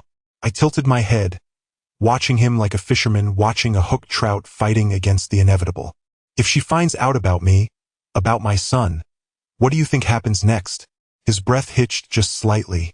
I smirked. She takes everything. His hands twitched at his sides. I could see the war happening behind his eyes, the frantic calculations, the attempt to find an escape route. But there wasn't one. I pulled out my phone again, tapping a few keys before turning the screen toward him. A legal document, pre-written, pre-signed, a wire transfer agreement. I already did the math for you, I said smoothly. 2 million. Lump sum. That should cover my time. Aaron's throat bobbed. 2. He let out a breath, his voice cracking with restrained fury. You're out of your mind. I smiled. No, I'm just efficient. His chest rose and fell rapidly, his mind racing. I gave a slow shrug. Or I could just press send. His breath hitched again. This time it wasn't anger. It was fear. He looked at the document again, his lips pressing into a thin line. I need time. I arched a brow. Do you? His eyes snapped to mine, his mask of control slipping. I don't just have 2 million sitting around. I tilted my head. Don't insult me, Aaron. He inhaled sharply through his nose, running a hand through his hair. This isn't a negotiation, I said, my voice dropping lower. This is me offering you mercy. His jaw tensed. He knew I was right. Finally, after what felt like an eternity, his shoulders sagged just slightly. Defeat. I smiled. 3 days, I said. That's your deadline. His lips parted, as if he wanted to argue, to fight. But he didn't, because he couldn't. I slipped my phone back into my pocket and turned, heading toward the door. Before I stepped out, I glanced back at him. Oh, and Aaron? He looked up, his face dark with rage. I smirked. Don't try anything stupid. Then I walked out, leaving him standing there in his $1 million prison. 3 days. And Catherine? She had no idea what was coming next. I pulled out of Aaron's driveway, gripping the wheel with steady hands. My mind wasn't racing, it was clear, focused. Aaron was handled. He'd either pay up, or his life would burn to the ground. Either way, I'd come out ahead. But Catherine was a different beast entirely. Aaron was predictable, he panicked, he calculated, he folded. But Catherine? She thrived in chaos. She didn't just manipulate. She engineered reality to work in her favor. She wouldn't just sit back and let this unfold. No, she was already making her next move. I pulled into our driveway and sat in the car for a moment, watching the house. The curtains in the living room twitched. She was watching, waiting. I smirked. She thought I was coming home to fight, to rage, to accuse. That's exactly what she wanted. But I wasn't going to give her that satisfaction. I stepped out, walked inside, and shut the door behind me with deliberate slowness. She was waiting in the kitchen, arms folded, jaw tight. A performance. The concerned wife. Where did you go? She asked, her voice sharp. I said nothing at first, just shrugged off my jacket, hung it neatly on the hook, and walked to the fridge to grab a bottle of water. She hated when I ignored her. She took a step closer, her nails tapping against the counter. Douglas, where did you go? I twisted off the cap, took a slow sip, and finally met her eyes. Had a chat with Aaron. The color drained from her face so fast it was almost comical. She caught herself, forcing a confused frown. Aaron? Why? I let out a small chuckle. Come on, Catherine. We both know why. Her hands clenched at her sides. Douglas, this is ridiculous. Whatever you think is happening, I cut her off with a small, amused shake of my head. Don't. She flinched. I took another sip of water, watching her, watching the way her mind scrambled to restructure the narrative. She let out a forced sigh, rubbing her temples. Fine. Let's say, for the sake of argument, you did talk to Aaron. She looked up, her eyes narrowing slightly. What exactly did you say? I smirked. Oh, we just discussed financial matters. She inhaled sharply. What does that mean? I leaned against the counter, tapping my fingers against the bottle. It means Aaron's going to be making a very generous donation to my future. In return, his life stays intact. Her mask shattered. Her eyes went wide, and for the first time in years, I saw real fear in them. You blackmailed him? She whispered. I tilted my head. No. I offered him an opportunity to clean up your mess. Her breath quickened, her carefully composed posture faltering. You can't. I already did. Her lips parted slightly, but no words came out. She wasn't in control anymore. I smiled. She took a step forward, lowering her voice, shifting tactics. Douglas, listen to me. You're angry. I understand. But this isn't you. I arched a brow. No. She shook her head quickly, reaching out, placing a hand on my arm. A calculated move, physical closeness, false intimacy. This is crazy, she continued, her tone soft, pleading. I made a mistake, okay? A huge mistake. But we can fix this. We have a life, a son. You love him, don't you? I went completely still. She felt it. The shift. The tension. Her fingers twitched against my arm. I turned my head slowly, meeting her gaze. You don't get to use him against me. Her mask cracked again. I stepped back, letting her hand drop away. I'm not the one who lied to him about his father. Her breath hitched. I held up a hand. Save it. I'm done listening to you. For the first time since I walked through that door, she looked small, like a trapped animal. Good. I exhaled slowly, rolling my shoulders. You want to fix this? I gestured vaguely. Go ahead. Fix it. She blinked. What do you mean? I smirked. Fix it, Catherine. But you've got 3 days. Her face paled. 3 days. The same deadline I gave Erin. Because I wasn't just taking her down. I was making her watch as the walls closed in around her. Her empire of lies was crumbling, and I was going to make sure she felt every second of it. Catherine stood there, frozen. I could see the gears turning in her mind, working overtime to find an escape route. She wasn't panicking, not yet. No, she was still in strategy mode. Good. That meant she still thought she had a chance. I watched her closely, waiting for her next move. She had 3 days, but I already knew she wasn't going to sit around and wait for the walls to close in. She was going to fight back. The question was how. She licked her lips, regaining her composure. Douglas, she started, her voice careful, controlled. I think you're acting impulsively. You need time to think. I smirked.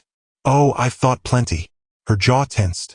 I turned and walked to the living room, settling onto the couch like I had all the time in the world. By the way, I called over my shoulder. If you're thinking of calling Erin to coordinate your little damage control, don't bother. I grabbed the TV remote, flipping through channels lazily. He's too busy scrambling to find $2 million. I didn't have to look at her to know she had just gone ice cold. You? She cut herself off, inhaling sharply. You're enjoying this. I turned my head, meeting her gaze with an easy smile. I really am. She hated that. I saw her hands twitch at her sides before she crossed her arms, masking the movement. What do you even want from me? She demanded. Money? A confession? Divorce papers? Just say it. I tilted my head. Why? So you can come up with a counteroffer? Her eyes darkened. That's when I knew. She was already planning something. She wasn't going to sit still for 3 days and wait. No, Catherine was the type to strike first. I needed to be ahead of her. I leaned back against the couch, tapping my fingers against the armrest. Relax, Catherine. It's all under control. Her lip curled. Whose control? I grinned. Mine. That did it. Her carefully crafted mask cracked just a little, just enough for me to see what was underneath. The raw, seething rage of a woman who had spent her entire life bending people to her will. She took a slow step forward. Douglas, she murmured, her voice softer now. Dangerous. Let's be real here. I stayed silent. You don't actually want to go through with this. She took another step.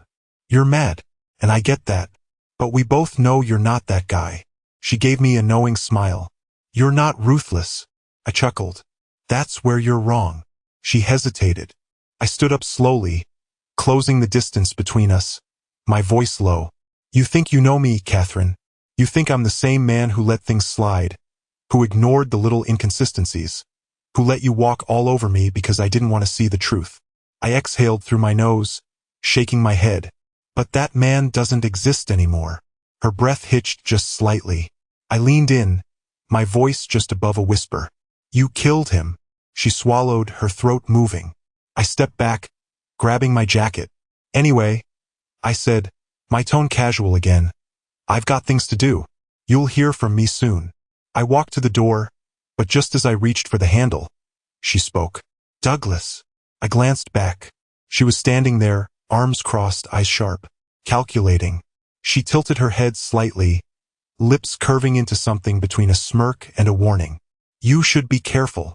I let the words hang between us for a second before responding. You too. Then I walked out, shutting the door behind me. As I stepped into my truck, I let out a slow breath. Catherine wasn't going to sit this one out. She was going to fight, and I needed to be ready. I knew Catherine wouldn't sit still. She was already plotting, already working angles, already preparing her next move. The only question was what it would be. I didn't drive far. Just a few blocks down to a coffee shop where I had a clear view of our house. I parked, leaned back, and waited. It didn't take long. 15 minutes later, the front door opened, and Catherine stepped out. She had changed into something sharp, her power play outfit. Tailored blazer, pressed slacks, the kind of attire she wore when she wanted to control a situation. I smirked. Showtime. She got into her car and pulled out of the driveway. I gave her a minute before starting my truck and following from a careful distance. She drove with purpose. No hesitation. No uncertainty. She had a destination, and she was moving fast. That told me one thing. She wasn't going to Aaron. No, if she wanted to run damage control, she'd call him. If she was meeting someone in person, it meant she was escalating. I followed her through town, keeping my distance. She didn't even check her rearview mirror. She was too focused on whatever war council she had planned. Then she pulled into a parking lot. I slowed as I passed, my pulse steady. It was an office building, gray, unimpressive, except for the gold lettering on the glass door. Law offices of Mitchell and Clark. I exhaled slowly through my nose. She wasn't meeting a friend. She was meeting a lawyer. I parked half a block away and watched as she stepped inside. My mind ran through the possibilities. If she was here, it meant one of two things. 1. She was trying to get ahead of me, filing for divorce first to gain the upper hand. 2. She was planning something worse. The second option sent a slow, dark pulse of adrenaline through me. Catherine wouldn't just roll over. She'd want to destroy me first. What are you planning? I grabbed my phone and made a call. It rang twice before I heard a familiar voice. Doug. I smiled slightly. Hey Pete, you still work in private security? A chuckle. Yeah. Why? I need some information. I kept my eyes locked on that law office door. Think you can get me a copy of Catherine's legal consultation? A pause. That's not exactly legal. I know. I took a slow breath. But it's necessary. Another pause. Then Pete sighed. You always were a quiet one, but I get the feeling you've got something big happening. You have no idea. There was a beat of silence before he finally spoke again. Give me a few hours. I smirked. Appreciate it. I hung up and leaned back in my seat, watching, waiting. Catherine wanted to play dirty? She had no idea who she was dealing with. 2 hours later, I was still parked near the law office, sipping cold coffee, when my phone buzzed. Pete. I answered before the first ring finished. Talk to me. He sighed. You were right to be suspicious. She's not filing for divorce. Doug. A slow exhale. I already knew what was coming. She's filing a restraining order. A pulse of dark satisfaction ran through me. Of course she is. I could practically hear Pete rubbing his temples over the phone. She told the lawyer she's in an emotionally abusive marriage, that you've been acting erratic, making threats, and that she's afraid for her safety. I smirked, shaking my head. Classic Catherine. She wasn't just trying to gain the upper hand. She was setting the stage for a full-blown character assassination. Pete continued. She claims she's been gathering evidence of your controlling behavior for months, texts, call logs, even some fake financial concerns. She's building a case that you're unstable and dangerous. I chuckled. She wants me out of the house before I can take her down. She wants you arrested, Doug. If she can sell this right, she can file an emergency order and get you removed today. That got my attention. I wasn't just fighting for revenge anymore. I was fighting to stay ahead of her long enough to end this on my terms. I exhaled slowly. How long before the order goes through? Pete hesitated. Depends on the judge. Could be tomorrow, could be tonight. But if she calls the cops and plays the victim hard enough, they might not even wait. I gritted my teeth. Catherine wasn't just trying to neutralize me. She was setting up a scenario where I'd be seen as the aggressor. If I reacted too soon, I'd prove her right. If I waited too long, I'd lose everything. Time to move first. Can you stall it? I asked. Pete sighed. I can try. I know a guy at the courthouse. Might be able to delay it a day or two, but you need to be smart about this. I'm always smart about this. Pete let out a dry laugh. That's what worries me. I ended the call and started the engine. Catherine was still inside, plotting my downfall with her lawyer. But she had no idea that while she was busy playing the victim, I was already 3 steps ahead. She wanted war? She was about to get one. I pulled out of my parking spot, my mind running cold, calculating. Catherine thought she had set the perfect trap, but she underestimated one thing. I don't panic. I adapt. If she wanted to paint me as unstable, I needed to make my next move surgical. Precise. I called Pete back. Buy me 24 hours. He exhaled. Doug, just do it. A pause. Then, all right, but don't do anything stupid. I hung up and drove to the one place I knew Catherine wouldn't expect. Our bank. I walked inside, approached the teller, and gave her a polite smile. I need to make some changes to my accounts. She pulled up my information. What kind of changes? I leaned in slightly. I need to freeze all joint accounts immediately. She hesitated. Are you sure? That means your wife won't. I nodded. I know. Her fingers clicked across the keyboard, and just like that, the financial lifeline Catherine relied on vanished.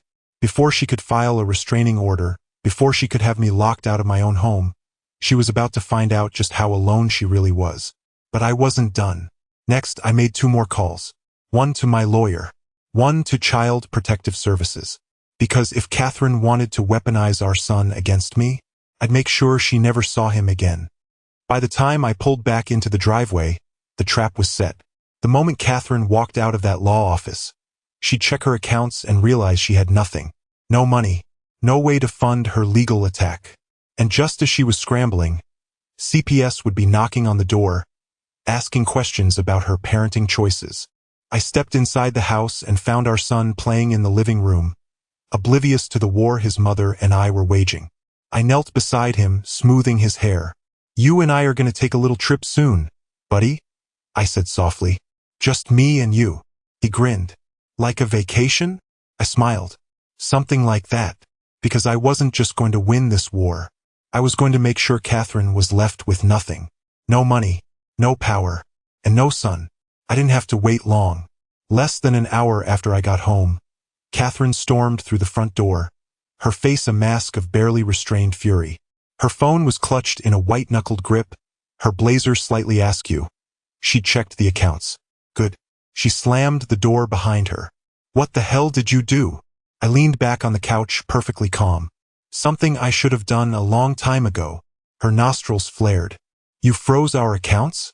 Do you have any idea how illegal that is? I shrugged. Not illegal.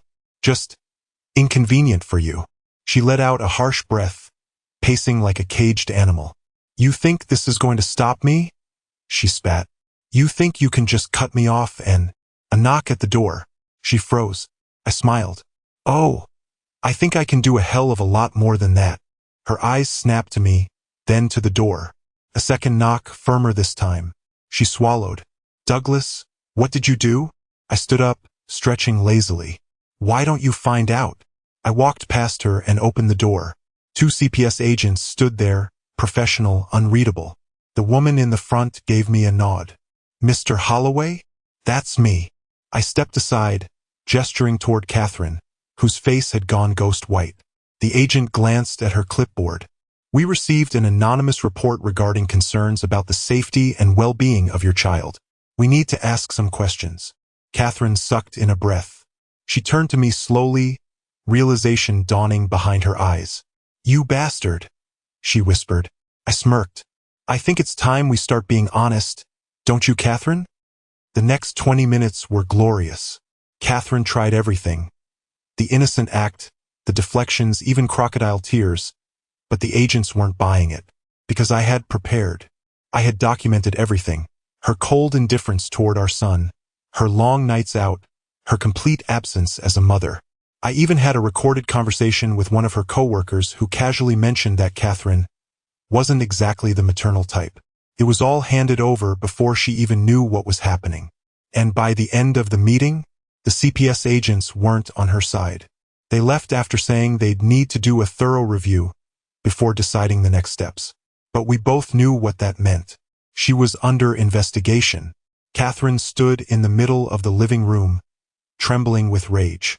You think you've won? She hissed. You think you can just... I cut her off with a chuckle. Catherine, I won the moment you lied to me. She blinked, thrown off by my calmness. I stepped closer, dropping my voice just enough to make her listen.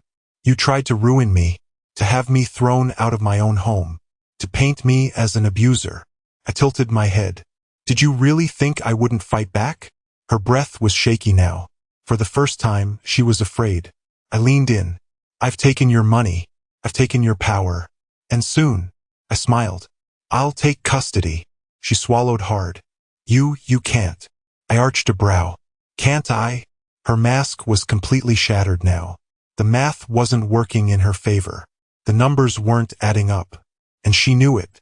I grabbed my keys and turned toward our son, who had been watching TV, oblivious to the war happening around him. Come on, bud, I said lightly. Let's go get some ice cream. His face lit up. Really? Yep. Just me and you. Catherine took a sharp step forward. You're not taking him. I turned, leveling her with a look so cold she actually stopped mid-step. I'm his father, I said smoothly. Remember. Her face twisted in fury, but she didn't say another word, because she knew. She had already lost. I took my son's hand and walked out the door, leaving Catherine standing alone in the ruins of her perfect lie. You're not my real dad. The words came out of Caleb's mouth so casually, like he was asking me to pass him the syrup at breakfast. He was sitting cross-legged on the floor, playing with his favorite set of toy dinosaurs. His little face a mask of concentration, as if what he just said wasn't a nuclear bomb detonating in the middle of our living room. I froze. The coffee cup I was holding inched closer to tipping out of my hands as my brain struggled to process what I just heard. What? My voice cracked slightly, cleared my throat. What did you just say, bud? Caleb didn't even look up. Mommy said you're not my real dad. He made one of the dinosaurs roar and then added, almost like an afterthought, she said Uncle Tyler is. The room went dead silent, except for the sound of my heartbeat pounding in my ears. My stomach dropped like I was free-falling, and for a moment, I thought I might pass out. Uncle Tyler.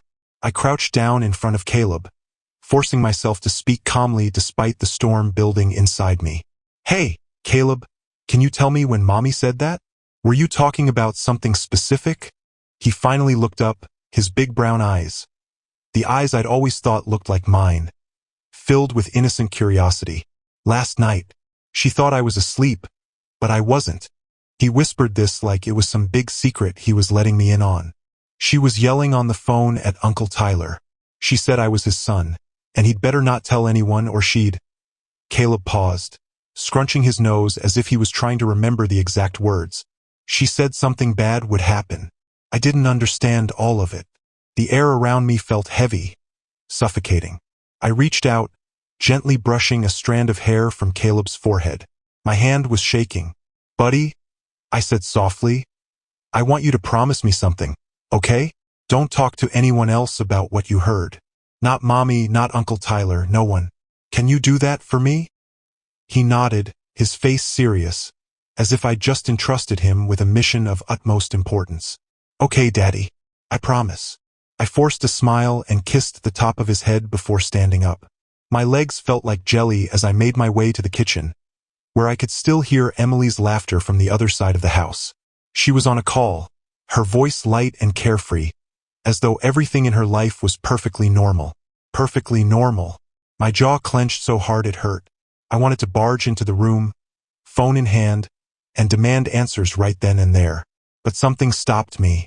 I don't know if it was the shock or the sheer disbelief that this could be real, but I knew one thing. I couldn't confront her until I had the whole story. For now, I grabbed my keys and walked out of the house. I needed air, space, something to clear my head. And I needed to figure out how to have a conversation with my cousin Tyler that wouldn't end with one of us in the hospital. I drove aimlessly for what felt like hours, my knuckles white on the steering wheel. Caleb's words replayed in my head like a broken record. Mommy said you're not my real dad. She said Uncle Tyler is. It didn't make sense. Couldn't make sense. Emily and Tyler? My wife and my cousin? It was so absurd, so far-fetched that part of me wanted to laugh. But the other part, the part that couldn't ignore the icy knot forming in my stomach, knew I had to find out the truth. I ended up at a bar across town, one of those hole-in-the-wall places that smelled like spilled beer and regret. I needed something to take the edge off before I did something stupid, like storm into Tyler's house and beat the truth out of him. 2 whiskeys later, I had a plan. Not a good plan, mind you, but a plan.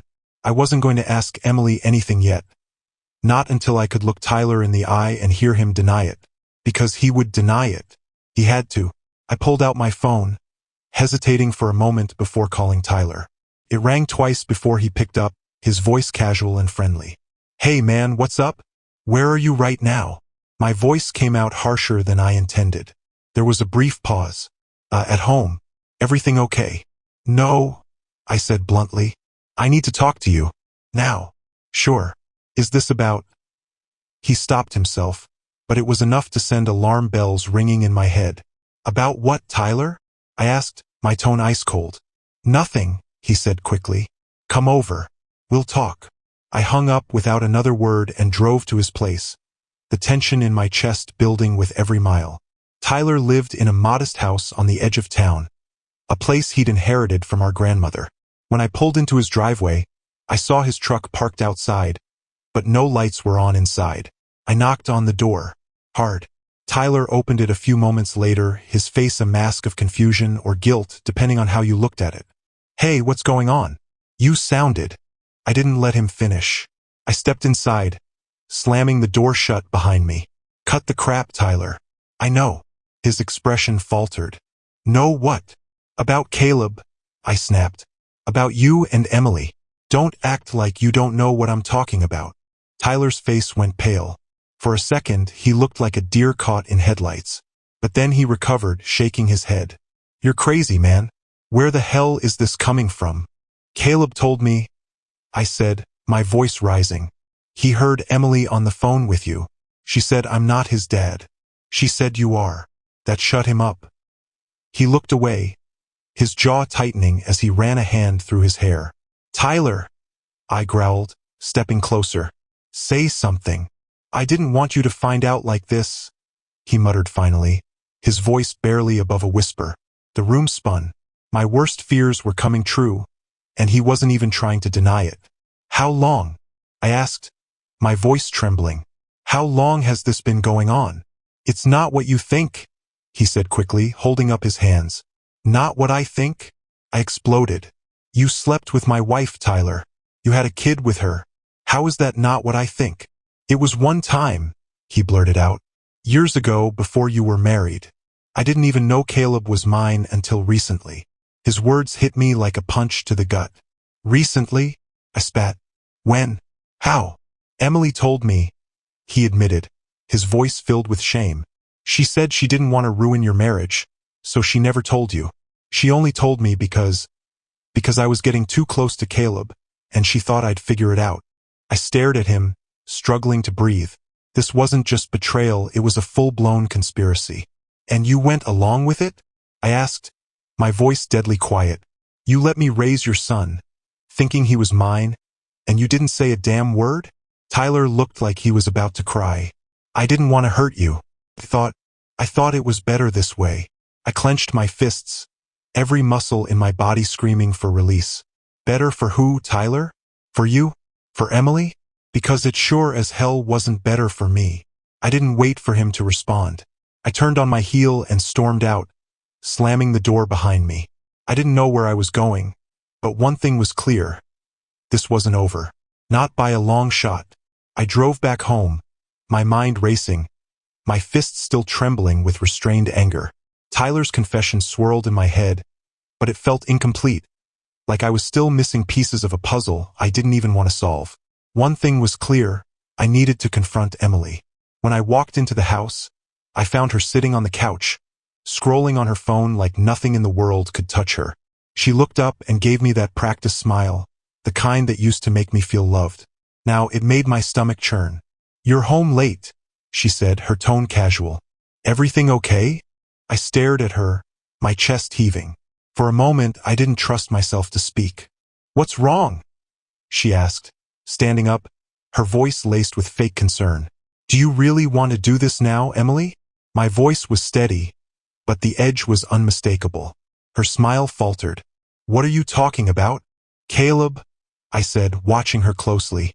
"Let's start with him. Anything you want to tell me about our son?" Her eyes widened for the briefest moment, a crack in her mask, but she recovered quickly, crossing her arms over her chest. "What are you even saying? Of course Caleb is your son. You sure about that?" I stepped closer, my gaze locked on hers. "Because Caleb told me something very interesting today." Something about you saying I'm not his real dad. That Tyler is. She froze. For the first time in years, Emily looked genuinely caught off guard.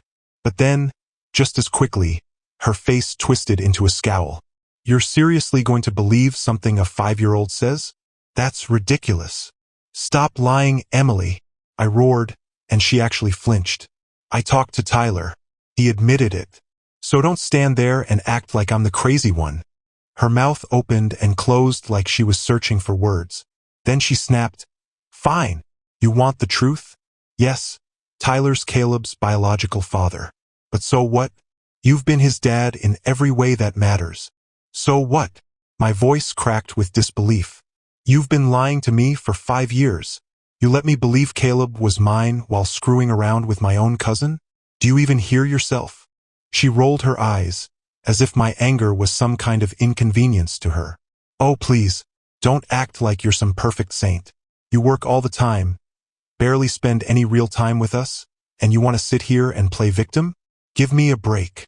Her deflection only fueled my rage. This isn't about me, Emily. This is about you betraying me, our marriage, our family. And Caleb. Do you even care about what this does to him? She scoffed, throwing her hands in the air. Caleb will be fine. He's 5, for God's sake. He doesn't even understand what's going on. This is just you overreacting, as usual. The coldness in her voice was like a slap in the face. This wasn't guilt or regret. It was pure, calculated defiance. Why Tyler? I demanded. Of all the people, why did it have to be him? Emily smirked, and the look in her eyes was something I'd never seen before. Something cruel. Because he was there. Because he was different. Because I wanted to. Does that answer your question? Her words hit me like a sledgehammer, and for a moment, I couldn't breathe. This wasn't just a mistake or a lapse in judgment. This was something deliberate, something selfish and heartless. You're disgusting, I said, my voice barely above a whisper. Oh, grow up, she shot back, her tone dripping with condescension. You act like the world's ending. People cheat. Okay? It happens. Deal with it. For a long moment, I just stared at her, wondering how I'd ever been fooled into thinking this woman loved me. Then I turned and walked out, slamming the door behind me. I didn't know where I was going, but one thing was certain, this wasn't over. Not by a long shot. I sat in my truck for what felt like an eternity, gripping the steering wheel so hard my knuckles turned white.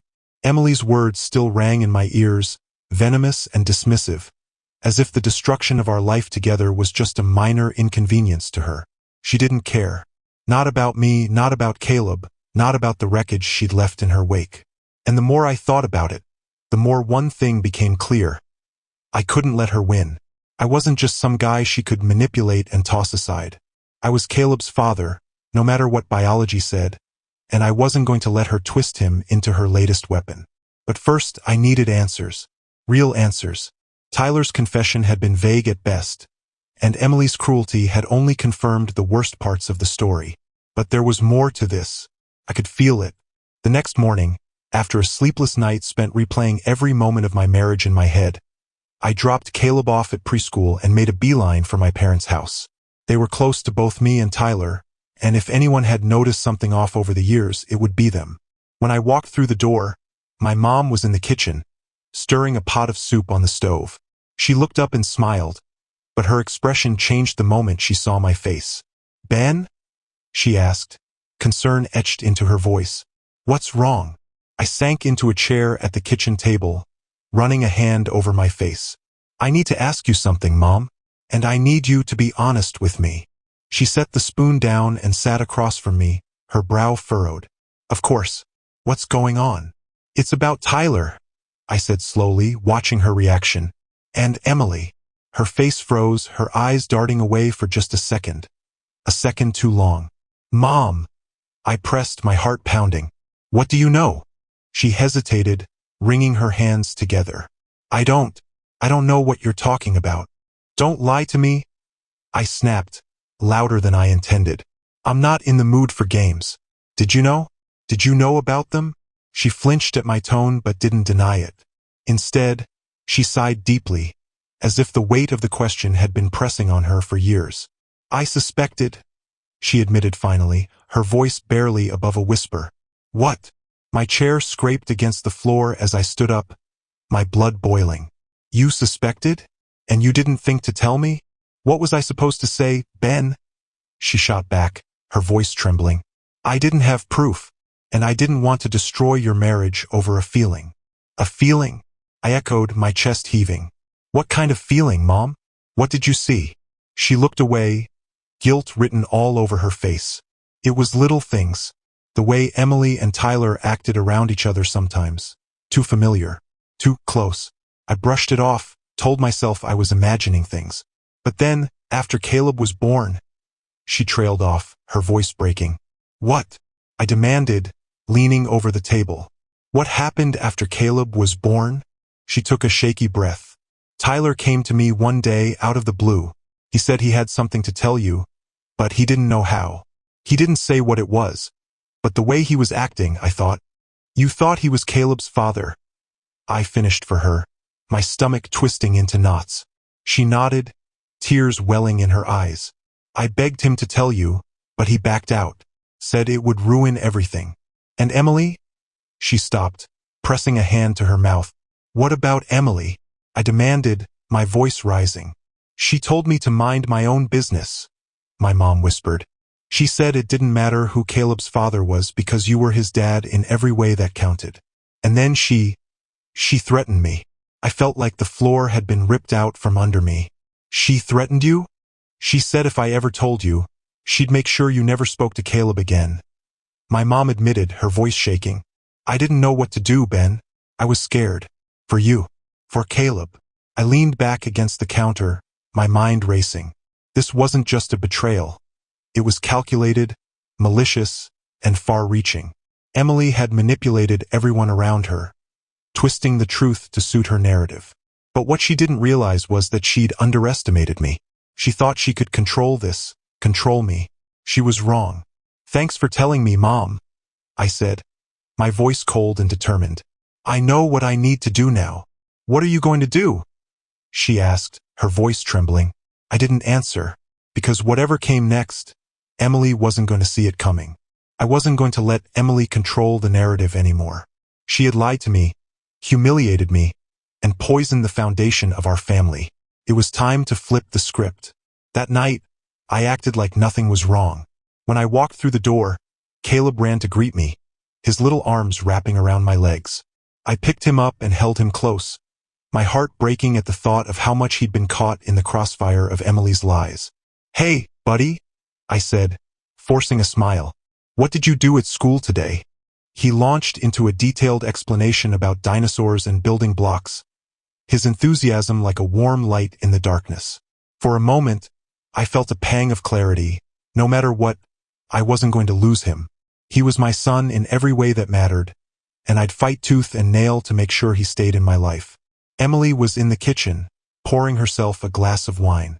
She glanced up when I walked in, her expression unreadable. You're late again. I shrugged, keeping my tone casual. Work ran long. What's for dinner? She gave me a suspicious look, as if my calm demeanor threw her off. Good. Let her wonder. We went through the motions of a family dinner, but my mind was elsewhere, planning my next move. I knew Emily was hiding more than she'd admitted, and if I wanted the full truth, I'd have to play this smart. After Caleb went to bed, I sat down across from her at the dining table, the tension between us palpable. Emily? I began, my voice calm but firm. We need to talk. She sipped her wine, feigning indifference. About what? I thought we already went over everything. No, I said sharply. We haven't, and we're not done until I have answers. She rolled her eyes. Ben, I've told you everything. You're the one dragging this out. You really expect me to believe that? I leaned forward, my gaze locked on hers. Tyler didn't tell me the whole story, and knowing you, there's a lot more you haven't said. Her composure faltered for a split second before she leaned back, smirking. What do you want to know? Ask away. Fine, I said. Let's start with why you told Tyler about Caleb in the first place.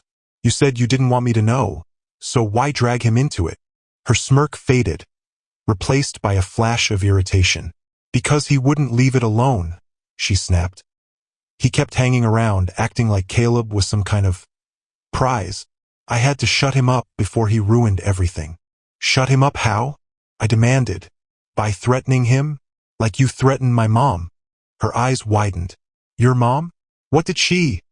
She stopped herself, realizing she'd said too much. I nodded slowly, my anger simmering just beneath the surface. Yeah. She told me everything, Emily. About Tyler, about Caleb, about how you've been manipulating everyone to keep your secrets. So don't sit there and pretend you're some innocent victim in all this. Her face twisted into a scowl. You're unbelievable. You know that? You act like I'm the only one who's ever made a mistake. Maybe if you'd been paying attention to me instead of burying yourself in work, none of this would have happened. That's your excuse? I shot back, my voice rising. You cheated on me with my own cousin because I was working too much? Do you even hear yourself? She stood up, slamming her wine glass on the table.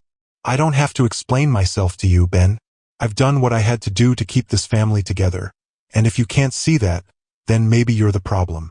I laughed bitterly, shaking my head. Keep the family together? You've done nothing but tear it apart, Emily. And guess what? I'm done letting you get away with it. Her eyes narrowed. What's that supposed to mean? It means I'm filing for divorce, I said coldly. And I'm going to fight for custody of Caleb. Full custody. Her face went pale, but she recovered quickly, crossing her arms. You think you can take my son away from me? Good luck with that. Our son, I corrected, standing up, and I'll do whatever it takes to make sure he's not raised by a lying, manipulative woman like you.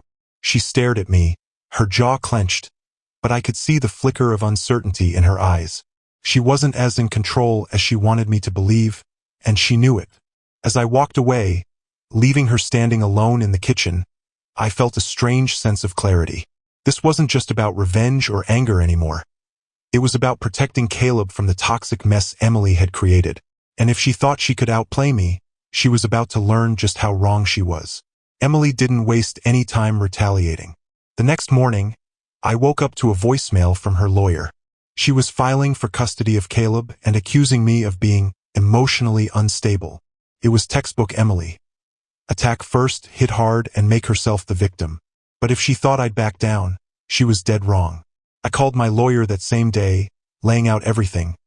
Caleb's paternity, her affair with Tyler, her threats against my mom. It was messy, but I wasn't going to let her use Caleb as a pawn in her twisted game. The next few days were a whirlwind of paperwork, meetings, and sleepless nights. Every time I looked at Caleb, my chest tightened. He didn't know what was going on, but he could sense the tension. Daddy, he asked one evening, tugging on my sleeve, why is Mommy so mad at you? I crouched down, forcing a smile that I didn't feel. Sometimes grown-ups have disagreements, buddy. But no matter what, I'll always love you, okay? He nodded, but his little face was worried, and it killed me inside. The breaking point came a week later. I just picked Caleb up from preschool when I noticed a car following us. At first, I thought I was imagining it, but when I pulled into our driveway, the car stopped down the street. Stay here, I told Caleb, locking the car doors before stepping out. The driver's door opened, and to my shock, Tyler stepped out, his face pale and drawn. Ben, we need to talk, he said, his voice strained. I clenched my fists. You've got some nerve showing up here. Please, he begged, holding up his hands. It's important. I know you hate me, and you have every right to, but there's something you need to know. Like what? I spat. That you're the father of my son? That you've been lying to me for years? Believe me, Tyler, I know enough. It's not about that, he said, his voice shaking. It's about Emily. She's not who you think she is. I laughed bitterly. You think I don't know that by now? No, he insisted, stepping closer. I mean, she's dangerous. She's not just lying to you. She's been lying to me, too. She told me Caleb was mine, but now I'm not so sure. His words hit me like a freight train. What the hell are you talking about? I did the math, Tyler said. Desperation etched into his face. The timing doesn't add up. If Caleb was mine, she would have had to get pregnant before. He stopped, his voice breaking. Before what? I demanded. Before we even slept together, he admitted, his voice barely above a whisper. The world tilted beneath my feet. If Tyler wasn't Caleb's father, then who was? I think she's been playing both of us, Tyler said, his voice urgent. I don't know why, but something's not right. I'm telling you, Ben, she's hiding something bigger. I stared at him, my mind racing. Could Emily really have lied about Caleb's paternity just to keep us both under her thumb? And if she did, then who was the real father? Get out of here, I said finally, my voice low and dangerous. I'll deal with Emily on my own. Tyler hesitated, but he nodded and got back into his car, leaving me alone with a storm of questions I couldn't answer. When I walked back inside, Caleb was sitting on the couch, playing with his dinosaurs. I watched him for a moment, my heart breaking all over again. I didn't care who his biological father was. Caleb was my son, and I wasn't going to let Emily or anyone else take him away from me. But one thing was clear. I needed to confront her again. This time, I wasn't going to let her dodge the truth.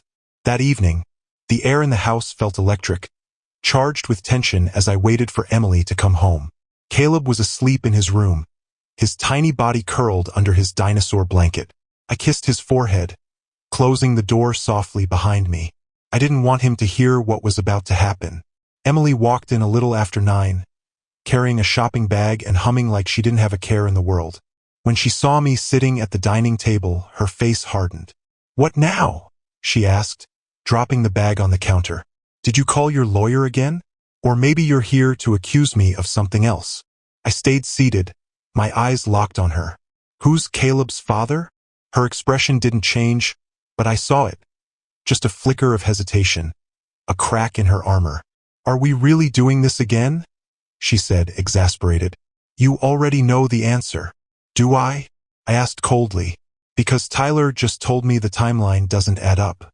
If Caleb isn't mine, and he isn't Tyler's, then who the hell is it, Emily? She froze, and for the first time, I saw something close to fear flash across her face. It was gone in an instant, replaced by anger. "I don't know what Tyler told you, but he's lying," she snapped. "He's just trying to stir up drama." "Cut the crap, Emily," I said, standing up. My voice was calm, but there was an edge to it that made her take a step back. "You've been lying to everyone from the start, but it's over now. I want the truth." Her lips curled into a smirk, but it didn't reach her eyes. "And what if I don't feel like telling you?" "You will," I said, stepping closer. "Because if you don't, I'll make sure the court knows about every lie, every threat, every dirty little secret you've been hiding. I'll make sure you lose Caleb for good." Her face twisted with rage. "You wouldn't dare. Try me." For a moment, the room was so silent I could hear the hum of the refrigerator. Then, slowly, she smiled. A smile so cold it sent a chill down my spine. "Fine," she said, her voice dripping with venom. "You want the truth? Here it is. Caleb's father is neither of you. It's someone else entirely." I stared at her, the words taking a moment to sink in. "What? You heard me," she said, crossing her arms. "It was a fling, a one-night thing before we got serious. Tyler was just my cover when I realized I was pregnant. And you, well, you were the idiot who actually stuck around." Her words were like daggers, each one slicing deeper than the last. "Who is it?" I demanded, my voice shaking with fury. "What's his name?" "Why does it matter?" she said with a shrug. "He doesn't want anything to do with Caleb. He doesn't even know." "It matters because Caleb deserves to know," I shouted. "He deserves the truth, Emily. Or is that too much to ask from you?" She rolled her eyes, like I was the unreasonable one. "Fine," she said finally. "His name is Ryan. He was some guy I met at a work event. I haven't seen him since, and I don't plan to. Ryan. A name, a face I couldn't picture, but one that would haunt me nonetheless. Does Caleb mean nothing to you?" I asked, my voice raw. "He's not just some inconvenience you can shuffle off on whoever's willing to stick around. He's your son, Emily. Your son." She laughed bitterly. "And you think you're some kind of hero? Newsflash, Ben, you're only here because you're too stubborn to admit you were duped. Caleb is better off with me, And you know it. You don't care about Caleb? I said, my voice deadly quiet. You never did. He's just another tool for you to use. But not anymore. Her eyes narrowed. What's that supposed to mean? It means I'm done playing your games, I said, grabbing my jacket. You can keep your lies and your manipulations. But Caleb is coming with me. And this time you won't win. As I walked out the door, her voice followed me, sharp and venomous. You think you're the better parent, Ben? Let's see what a judge has to say about that. I didn't respond. I didn't look back. This wasn't just about Emily anymore. It wasn't even about the betrayal. It was about Caleb, and I was going to fight for him with everything I had. The next few days felt like I was walking through fire. My lawyer and I worked tirelessly to prepare for what was shaping up to be an ugly custody battle. Every moment I wasn't with Caleb or buried in paperwork, I was chasing down leads, trying to make sense of the tangled web of lies Emily had spun around us. But the more I dug, the more unsettling the story became. Emily wasn't just careless or selfish. She was calculating, manipulative, and far more dangerous than I'd realized. Late one night, I sat at my kitchen table, flipping through documents when my phone buzzed. It was a text from Tyler. Tyler, we need to talk. Found something. Can't text it. I hesitated. After everything that had happened, I didn't want to give him the time of day. But the tone of his message was different. Urgent. Reluctantly, I agreed to meet him at a diner across town. When I arrived, Tyler was already there, a half-empty coffee cup in front of him. He looked worse than I'd ever seen him. Disheveled, exhausted, and genuinely rattled. What is it? I asked, sliding into the booth across from him. This better be good. He pushed a folder across the table without a word. I opened it, my stomach tightening as I sifted through the contents. Bank statements, email printouts, and photographs. All of them tying Emily to someone I'd never heard of. Who the hell is this? I demanded, holding up a photo of Emily with a man in a suit, their body language far too familiar. That's Ryan, Tyler said grimly. The guy she claims is Caleb's father. My grip on the photo tightened. How do you know that? Because I hired someone to look into her, he admitted, avoiding my gaze. After what she did to you, hell to both of us. I needed to know what else she was hiding. And it turns out Ryan isn't just some guy from a work event. He's her boss. Or at least he was. The room seemed to tilt. What do you mean, was? Emily was blackmailing him, Tyler said, his voice low. Apparently, she found out he was married and threatened to blow up his life if he didn't pay her off. These statements? That's hush money. I stared at him, struggling to process what he was saying. You're telling me Emily blackmailed the guy she claims is Caleb's father? Tyler nodded. But it gets worse. She wasn't just using him for money. She was using him as leverage. To keep you in the dark. To keep me out of Caleb's life. To control everything. A cold fury settled over me. Does Ryan know about Caleb? No, Tyler said. At least I don't think so. But here's the kicker. I don't think he's Caleb's father either. My heart skipped a beat. What are you talking about? Tyler pulled out another document. A paternity test report. This was buried in her email records. She had a test done when Caleb was a baby. But it didn't match Ryan. Or you. Or me. The floor felt like it had been ripped out from under me. Then who? I don't know, Tyler interrupted, his voice grim. But if Emily's been lying about this much, I wouldn't put anything past her. We need to figure this out before she drags you, or Caleb, any further into her mess. I shoved the folder back at him, my mind racing. What do you expect me to do with this? Use it, Tyler said firmly. She's not just fighting you for Caleb. She's fighting to cover her tracks. And if we don't stop her, she'll burn everything down to protect herself. I left the diner with more questions than answers, but one thing was clear. Emily's lies ran deeper than I'd ever imagined. And if she was willing to manipulate everyone around her to protect her secrets, then I needed to be ready for whatever came next. Because this wasn't just about Caleb anymore. It was about exposing Emily for who she really was, and taking back control of our lives. The more I thought about the information Tyler had handed me, the angrier I became. Emily hadn't just lied. She'd built an entire empire of deceit. stacking her lies like a house of cards.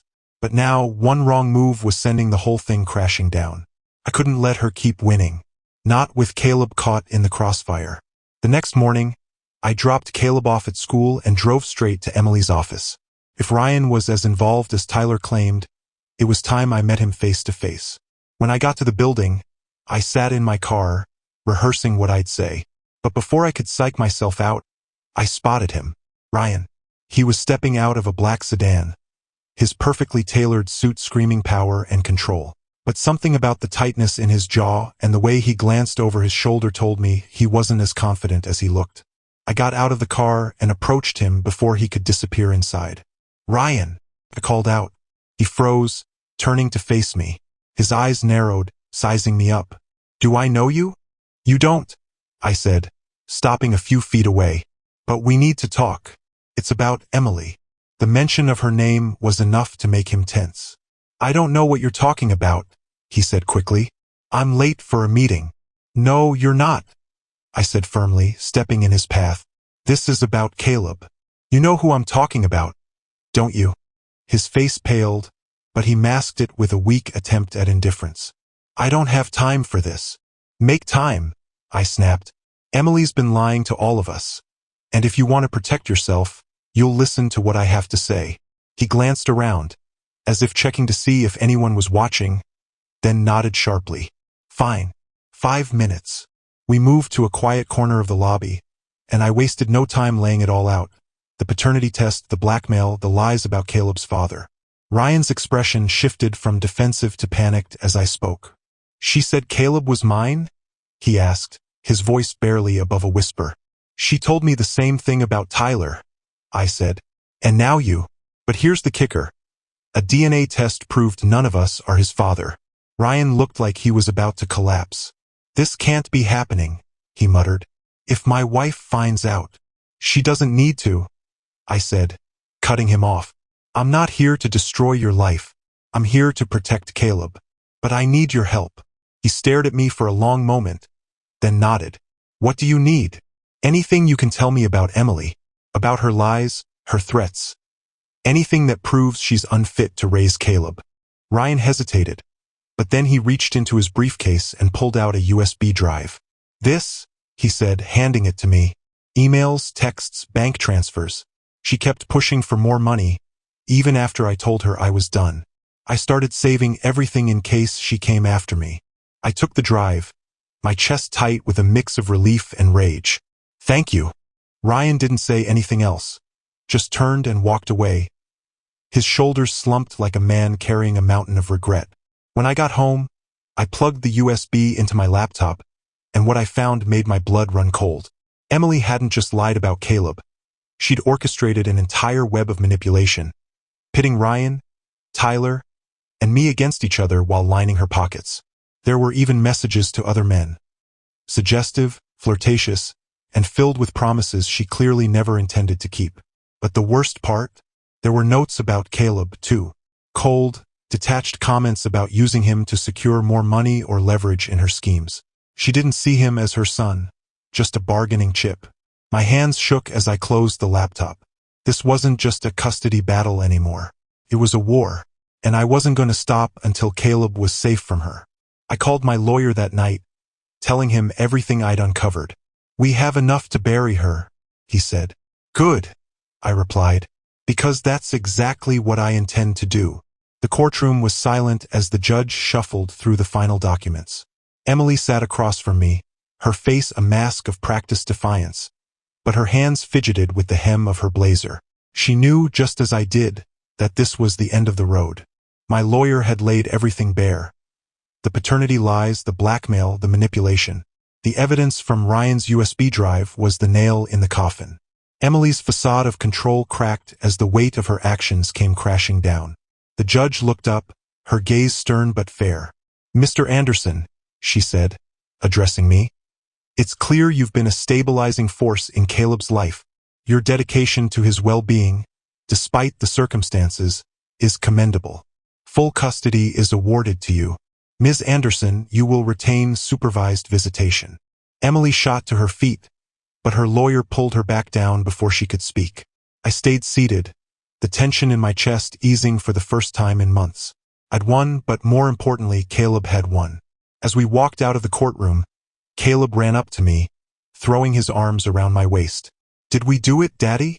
I knelt down, looking into his eyes, the only eyes that mattered in this whole mess. "Yeah, buddy," I said softly. "We did it." That night, after putting Caleb to bed, I sat alone on the porch, the cool night air carrying a quiet sense of closure. The anger and betrayal were still there, but they felt distant, like echoes of a storm that had finally passed. Life doesn't always give you answers. It doesn't undo the pain or make the scars disappear. But sitting there, I realized something important. You can't control other people.